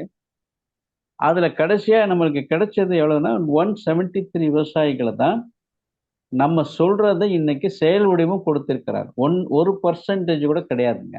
ஆனால் அப்ப எங்களுக்கு வந்து அந்த அனுபவம் பெருசா இல்ல. அனுபவம் இருந்தாலும் அவங்களுக்கு போய் பிராக்டிக்கலா பாரத தேசத்தினுடைய பாரம்பரியத்தை காமிக்கிறதுக்கு எங்களுக்கு வழிகள்லாம் இல்ல அப்ப 10 வருஷத்துக்கு முன்னாடி. ஆனால் இப்போ ஒவ்வொரு இடத்துலையும் பண்ணைகளை வடிவமைத்திருக்கிறதை காட்டுறதுக்கு எங்களுக்கு இடம் இருக்கிறதுனால அட்லீஸ்ட் நம்ம வந்து 100% வரக்கு வாய்ப்பு கிடையாது. ஒரு 10% விவசாயிகளை மாற்றி அதே சமயத்தில் 10% இது ஆர்கானிக் ப்ராடக்ட் ஷேர் எடுக்க முடியுங்கிற எனக்கு நம்பிக்கை இருக்கு. ஏன் அப்படின்னா அது காரணமே அந்த அமுல் கொடுத்த கான்ஃபிடென்ட் தான். இன்னைக்கு அமுல்ல வந்து பார்த்தீங்கன்னா இன்டர்நேஷனல் பிராண்ட் ஆன பிறகு உலக நாடுகளில் எல்லாமே இருக்கு. ஆரம்பத்தில் அவ்வளோ பெருசா இல்லை. அந்த அனுபவத்தை இன்னைக்கு வந்து உங்களை போன்ற இன்னைக்கு நிறைய படித்த பசங்க எல்லாருமே வந்து வேலைக்கு போகிறாங்க. மேக்ஸிமம் எவ்வளோ கிடைக்குன்னா ஒரு 15,000 10,000க்கு இருக்காங்க. இன்னைக்கு ஸ்விக்கியில் போய் சப்ளை சிஸ்டத்தில் இருக்கிறாங்க. அப்போ கடைசியாக பார்த்தீங்கன்னா அந்த பையனுக்கு வந்து ஒரு மேரேஜ் ஆச்சுன்னா தன்னுடைய குடும்பத்தை நடத்த முடியாத சூழ்நிலை இருக்கும்போது அப்போ ஒரு விவசாயத்தில் எந்த சூழ்நிலையும் பார்த்து மதிப்பு கூட்டு பண்ணோம் அப்படின்னா இன்னைக்கு உதாரணம் ஒரு எக்ஸாம்பிள் சொல்லணும். ஏன்னா நான் இப்போ முருங்கையில் வந்து நல்ல ஒரு ஸ்பெஷலிஸ்ட்னு சொல்லலாம். எல்லா மூலிகை சார்ந்த இதெல்லாம் நான் இன்னைக்கு வந்து வேல்யூ மதிப்பு போடும்போது ஒரு ஏக்கரில் வந்து குறைந்தது 2.5 லட்சம் அவர்கள் வந்து சம்பாதிக்க முடியும். அந்த வாய்ப்பை வந்து இன்னைக்கு நான் உருவாக்கி இருக்கிறேன். அதுக்கு வந்து மார்க்கெட்டும் நாங்கள் கொடுக்குறோம். ஒரு யாராக இருந்தாலும் நாங்கள் சொல்வதை முறையாக கொண்டு வரும் பொழுது அதுக்கான வழிமுறைகள் எல்லாமே A to Z நம்ம அவங்க கூடவே இருக்கிறதுனால நிச்சயமாக இந்த அடுத்த 5 ஆண்டுகளில் வந்து 2% ஆஃப் தி பீப்புளை தமிழ்நாட்டில் எங்களால் கவர் பண்ண முடியுங்கிற அந்த நம்பிக்கை இருக்குங்கய்யா. அதற்கு மட்டுமே எங்களுக்கு வந்து ஒரு 2000 தொழில் முனைவர்கள் தேவைப்படுகிறது. இப்போ 100 பேர் தான் இருக்காங்க. ஆனால் இதை செய்யறதுக்கு எனக்கு ஏற்பட்ட ஆண்டுகள் வந்து 15 வருடங்கள். ஆனால் இந்த அடுத்த வளர்ச்சி வந்து இந்த 15 வருடம் ஆகாது, அடுத்த 3 வருடத்தில் நாங்கள் இதை எட்ட முடியுங்கிற நம்பிக்கை இருக்குது. அது காரணம் என்னன்னா இப்போ எல்லாருமே வந்து கோவிட்டுக்கு பிறகு விவசாயத்தை நோக்கி வர்றாங்க. போய் ஒரு இடத்துல வேலை பார்க்குற இடத்துல மதிப்பு இல்லை, மரியாதை இல்லை. அக்ரி படிச்சுட்டு அவங்களுக்கு வந்து பெருசாக ஒன்றும் மதிப்பு மரியாதை இல்லாதனால நம்மகிட்ட வரும்பொழுது நிலம் புலம் வச்சிருக்கிற பசங்களை இப்போ நம்மகிட்ட வர்றாங்க. அவங்கள்ட்ட சொல்லும் பொழுது இது மாதிரி செய்யுங்க செய்யுங்க அப்படிங்கும்போது அப்போ ஒரு 5 ஏக்கர் 10 ஏக்கர் இருக்கிறவங்களாம் இங்கே தைரியமாக வராங்க. அவங்கள வந்து நம்ம வந்து ஒரு 10 லட்சம் வருஷத்துக்கு சம்பாதிக்க வச்சுருக்கோம். அது மாதிரி இப்போ இன்றைக்கி இன்ஜினியர்ஸ் படிக்க போனவங்கெல்லாம் இப்போ ஐடி போனவங்கெல்லாம் இப்போ விவசாயத்தை திரும்பி இருக்காங்க. அது மாதிரி கிட்டத்தட்ட ஒரு 15 ஃபேமிலியை நான் வந்து மாற்றிருக்கேன். 15 ஃபேமிலியை வந்து இன்ஜினியராக இருந்து ஐடி படித்த பசங்க போய் வெளியே போய் வேலைக்கு 2 லட்சம் 4 லட்சம் பண்ணாலும் பல வியாதிகளை தான் இன்றைக்கி ஐடியில் வேலை பார்க்குற அத்தனை பசங்களுக்கும் வந்து என்ன குறைபாடு இருக்குது, அதாவது குழந்தையின்மையே ஒரு பெரிய பிரச்சனையாக இருக்குது. அவங்களுக்குலாம் வந்து இந்த இம்பார்ட்டன்ஸ் கேஸ் அதிகமாச்சு பிகாஸ் ஆஃப் தி ரேடியேஷன்ஸு, அவங்களுடைய கிட்னி பாதிப்பு, டெஸ்டிஸ் பாதிப்பு, இப்படி பல நர்வஸ் சிஸ்டம் எல்லாம் பிரச்சனையாகிட்டு வந்துக்கிட்டு இருக்கு. அவங்களுடைய உணவு பழக்க முறைகள் எல்லாம். அப்போ அது மாதிரி உள்ளவங்க எல்லாமே இன்னைக்கு ரியலைஸ் பண்ணி தன்னுடைய குடும்பத்தில் இருக்கிற நிலங்கள், தன்னுடைய குடும்பத்தில் இருக்கிற இடத்த வந்து எடுத்து இன்னைக்கு ஆவரேஜ் 15 லட்சம் 20 லட்சம் 30 லட்சம் சம்பாதிக்கிற அளவுக்கு நம்ம இன்னைக்கு கொண்டு வந்திருக்கோம்யா. இதெல்லாம் எங்களுக்கு வந்து நிச்சயமாக ஒரு என்னது மோட்டிவேஷன். நிறைய பேர் இதில் இணையறதுக்கான வாய்ப்பு இருக்கு. அதுக்கு நிறைய பயிற்சிகள் நடத்துகிறோம், நிறைய இண்டக்ஷன் நடத்துகிறோம், ஃபார்மர்ஸ் இண்டக்ஷன், எக்ஸ்போசர் டூர்லாம் நடத்துகிறோம். இப்போ கிராமங்கள் தோறும் இப்போ வந்து டீமை உருவாக்கி போய்கிட்டு இருக்கோம். கூடிய விரைவில் வந்து திருச்சியில் மிகப்பெரிய ஒரு எக்ஸ்போ நடத்துகிறோங்க. இது வரைக்கும் யாரும் பண்ணாங்களோ இல்லையோ, இந்த இயற்கை விவசாயத்தில் என்னென்ன பொருள்கள்லாம் இப்போ தயார் பண்ணிக்கிட்டு இருக்கோம் அந்த எக்ஸ்போ வந்து திருச்சியில் வெறி விரைவில் வந்து நடக்க போகுதுங்க. அதில் கிட்டத்தட்ட நாங்கள் வந்து பல ஆயிரக்கணக்கான குடும்பங்கள் வந்து கலந்து கொள்வார்கள் சிட்டியில இருந்து. அது வந்து இந்தியாவினுடைய நம்ம தமிழகத்தினுடைய மத்திய பகுதியில் நடத்துகிறோம். அதுக்கு பிறகு நிறைய இதே மாதிரி நிறைய பண்ண ஏற்பாடு பண்ணிட்டு இருக்கோம். ஆகவே நிச்சயமாக அடுத்து எங்களுக்கு வந்து நல்ல கான்ஃபிடென்ட் இருக்கு. இனிமேல் வந்து அதிகமான டைம் எடுக்காதுங்க. இந்த 15 வருஷம் அப்படிங்கிறது வந்து அடுத்த 3 வருடத்துல 2% ஆஃப் தி தமிழ் அதாவது என்ன கன்சியூமர் ஷேரு, அதில் வந்து நம்ம வந்து எதிர்பார்க்கறது வந்து ஒரு 12,000 15,000 விவசாயிகளை உள்ளடக்கிற மாதிரி பார்க்குறேங்க தமிழ்நாட்டில் மட்டும். இதை டூப்ளிகேஷன் பண்ணுறதுக்கு இன்னைக்கு ஒவ்வொரு மாநிலத்தில் நம்ம வந்து ஆல்ரெடி இருக்கிறவங்கள சென்டர் பண்ண சொல்கிறோம். அப்போது கிட்டத்தட்ட ஒரு அட்லீஸ்ட் ஒரு 10 கோடி மக்களை வந்து இந்தியா முழுக்க கொண்டு வரணுங்கிற ஆசை. அது எங்களுடைய இலக்கு வந்து 3 to 5 years. அது நிச்சயமாக நடக்கும். நன்றி திருமூர்த்தி, நிகழ்ச்சியில் பங்கு பெற்றமைக்கு மிக நன்றி. அடுத்ததாக திரு தினகர் பாபு ராணிப்பேட்டில இருந்து பேச வந்திருக்கிறாரு. தினகர் பாபு, இந்த நிகழ்ச்சி தொடர்பான உங்கள் கருத்துக்களை தெரிவிக்கலாம். நிகழ்ச்சி அருமையா இருந்தது சார். நன்றி நன்றி நன்றி. உங்க ஏரியா இப்போ வெள்ளூர் வந்து பாத்தீங்கன்னா, நான் இப்போ ரீசெண்டா நிறைய பேர் வந்தாங்க வெள்ளூர் ஏரியால. அந்த அந்த இந்த தொழிற்சாலை இருக்கு பாருங்க, எதனுடையது, இந்த தோல் 17 சாலைகள் இருந்தது இல்லையா, ஆம்பூர் வாணியம்பாடி, அதே மாதிரி திண்டுக்கல்லையும் வந்து கேன்சர் அக்குமுலேஷன் நிறைய இருக்குன்னு வந்திருந்தாங்க. இதே மாதிரி அடுத்து நாங்கள் இங்கே பார்க்கும்போது சென்னையில் வந்து நீலாங்கரை ஏரியாவில் வந்து சலைன் வாட்டரை வந்து பயன்படுத்துகிறாங்க. அவங்க ஏரியாவிலையும் அந்த தண்ணியால் வந்து கேன்சர் இன்னைக்கு வந்து அதிகமாகிக்கிட்டு இருக்கு. அதனால தான் இப்போ ஆம்பூர், உங்கள் அந்த வெள்ளூர் ஏரியாலலாம் இப்போ நிறையா மக்கள் வந்து அதை பற்றி அவேர்னஸ் கொடுத்துருக்கோம். இப்போ நிறைய அவங்க வந்து முன் வந்திருக்காங்க. அது எப்படி சரி பண்ணுறது, நிலமே வந்து பாய்சனாக இருக்குது, அப்போ அதை எப்படி சரி பண்ணுறது. இப்போ நீங்கள்லாம் வந்து அந்த பகுதியில் நல்ல நிலம் எல்லாம் நிறைய இருக்குங்க. அதை கொஞ்சம் கண்டுபிடிச்சு நம்மளோட இணைஞ்சு செயல்படுறதுக்கான வழிமுறைகளை செயல்படுங்க. நிச்சயமாக எல்லோருக்கும் அது பயனுள்ளதாக அமையும் என்று உங்கள்கிட்ட நாங்கள் கேட்டுக்கிறோம். ஏன்னா வெள்ளூர், திண்டுக்கல் அதெல்லாம் ரொம்ப மோசமாக இருக்குது. எப்படி காசர்கோடு கேரளா மாதிரி அந்த ஏரியாவில் வந்து விவசாயிகளை கண்டிப்பாக சீக்கிரமாக பாதுகாக்கக்கூடிய கட்டத்தில் நம்ம இருக்கிறோம். அது மாதிரி பல மாவட்டங்களில் வந்து மெயினாக வந்து நீங்கள் நிறைய பேர் இந்த சிஎன் ரேஷியோ பற்றி நிறைய தெரியலைங்க. எங்கெல்லாம் சிஎன் ரேஷியோ வந்து அந்த 20:1, ஒரு நைட்ரஜன் இதுக்கு வந்து 20 கார்பன் மாலிகூல் இருந்தால் தான் அது வந்து உணவாக மாறுது, நோய் எதிர்ப்பு தன்மை இருக்குது. அப்போ கார்பன் ரேஷியோ வந்து இன்னைக்கு மண்ணில் வந்து 0.23க்கு போயிடுச்சுங்க. இதை வந்து 2, 4, 6 இப்போ சுதந்திர இந்தியா வரும்போது நம்மளுடைய நாட்டினுடைய கார்பன் ஆவரேஜ் ரேஷியோ வந்து 4, 5, 8, சில நேரம்லாம் 18, 13 இருந்திருக்கு. இன்னைக்கு பார்த்தீங்கன்னா ரொம்ப மோசமாக இருக்குது. அப்போ அதை நோக்கி நம்ம செயல்பட வேண்டியிருக்கு. அப்படியாப்பட்ட ஒரு இதில் தான் இன்னைக்கு வந்து வெள்ளூர் மாவட்டங்கள், ராணிப்பேட்டை அந்த ஏரியாலாம் இருக்குங்க. ஆகவே நீங்கள்லாம் கொஞ்சம் அவேர்னஸ் கொடுத்து ஒரு குரூப் ஆஃப் விவசாயிகளை கிளஸ்டராக ஃபார்ம் பண்ணலாங்க, ப்ராடக்ட் கிளஸ்டர் அந்த மாதிரி பண்ணலாங்க. கண்டிப்பாக தொடர்ந்து நம்மளோட பயணிக்குமாறு உங்களோட அன்போடு கேட்டுக்கிறேன். இன்றைய நிகழ்ச்சி ஒரு நல்ல எதிர்பார்ப்புடன் நடத்தப்பட்டுள்ள ஒரு நிகழ்ச்சியாக நான் பார்க்கிறேன். இயற்கை வேளாண்மையும் ஆரோக்கிய பயன்களும் என்பது தொடர்பான இன்றைய நிகழ்ச்சி ஒரு சிறப்பாக பல தகவல்களை தாங்கி வந்தது மட்டுமல்ல, பல நெஞ்சங்களில் புதிய விதையை விதைப்பதற்கான ஒரு முயற்சியாக நான் பார்க்கிறேன். இந்த நிகழ்ச்சியை நமக்கு சிறப்பாக வழங்கிய டாக்டர் எஸ் முருகேசன் அவர்களுக்கு எனது நெஞ்சார்ந்த நன்றியினை தெரிவித்துக் கொள்கிறேன். அவங்க குறிப்பிடும் போது சொன்ன மாதிரி, அதாவது பலர் விவசாயத்தை விட்டு ஒதுங்கி வெளியே சென்று கொண்டிருந்தாலும் கூட இப்போ ஐடி முதற்கொண்டு அல்லது அரசு வேலை அல்லது இதர நிறுவனங்களில் பணிபுரிந்து ஓய்வு பெறும் ஒரு நிலையில் உள்ளவர்கள் பலர் விவசாயத்தை தேடி வருகிறார்கள் என்பது உண்மை. அதிலும் குறிப்பாக இயற்கை விவசாயம், இயற்கை வேளாண்மை, அங்கக வேளாண்மையை நாடி வருவோர் மிக அதிகம். அதனால நம்ம நம்பிக்கை இல்லாமல் இருக்க வேண்டிய அவசியம் இல்லை. நம்பிக்கையோடு பயணிப்போம், நல்லது நடக்கும் என்று எதிர்பார்ப்போம். இந்த நிகழ்ச்சியை சிறப்பாக வழங்கிய டாக்டர் முருகேசன் அவர்களுக்கு மீண்டும் எனது நன்றியினை தெரிவித்துக் கொள்கிறேன். இந்த நிகழ்ச்சி இத்துடன் நிறைவு பெறுகிறது. நன்றி, வணக்கம். நன்றி. நன்றி ஐயா. நன்றிங்க ஐயா. நன்றிங்க ஐயா. நன்றி.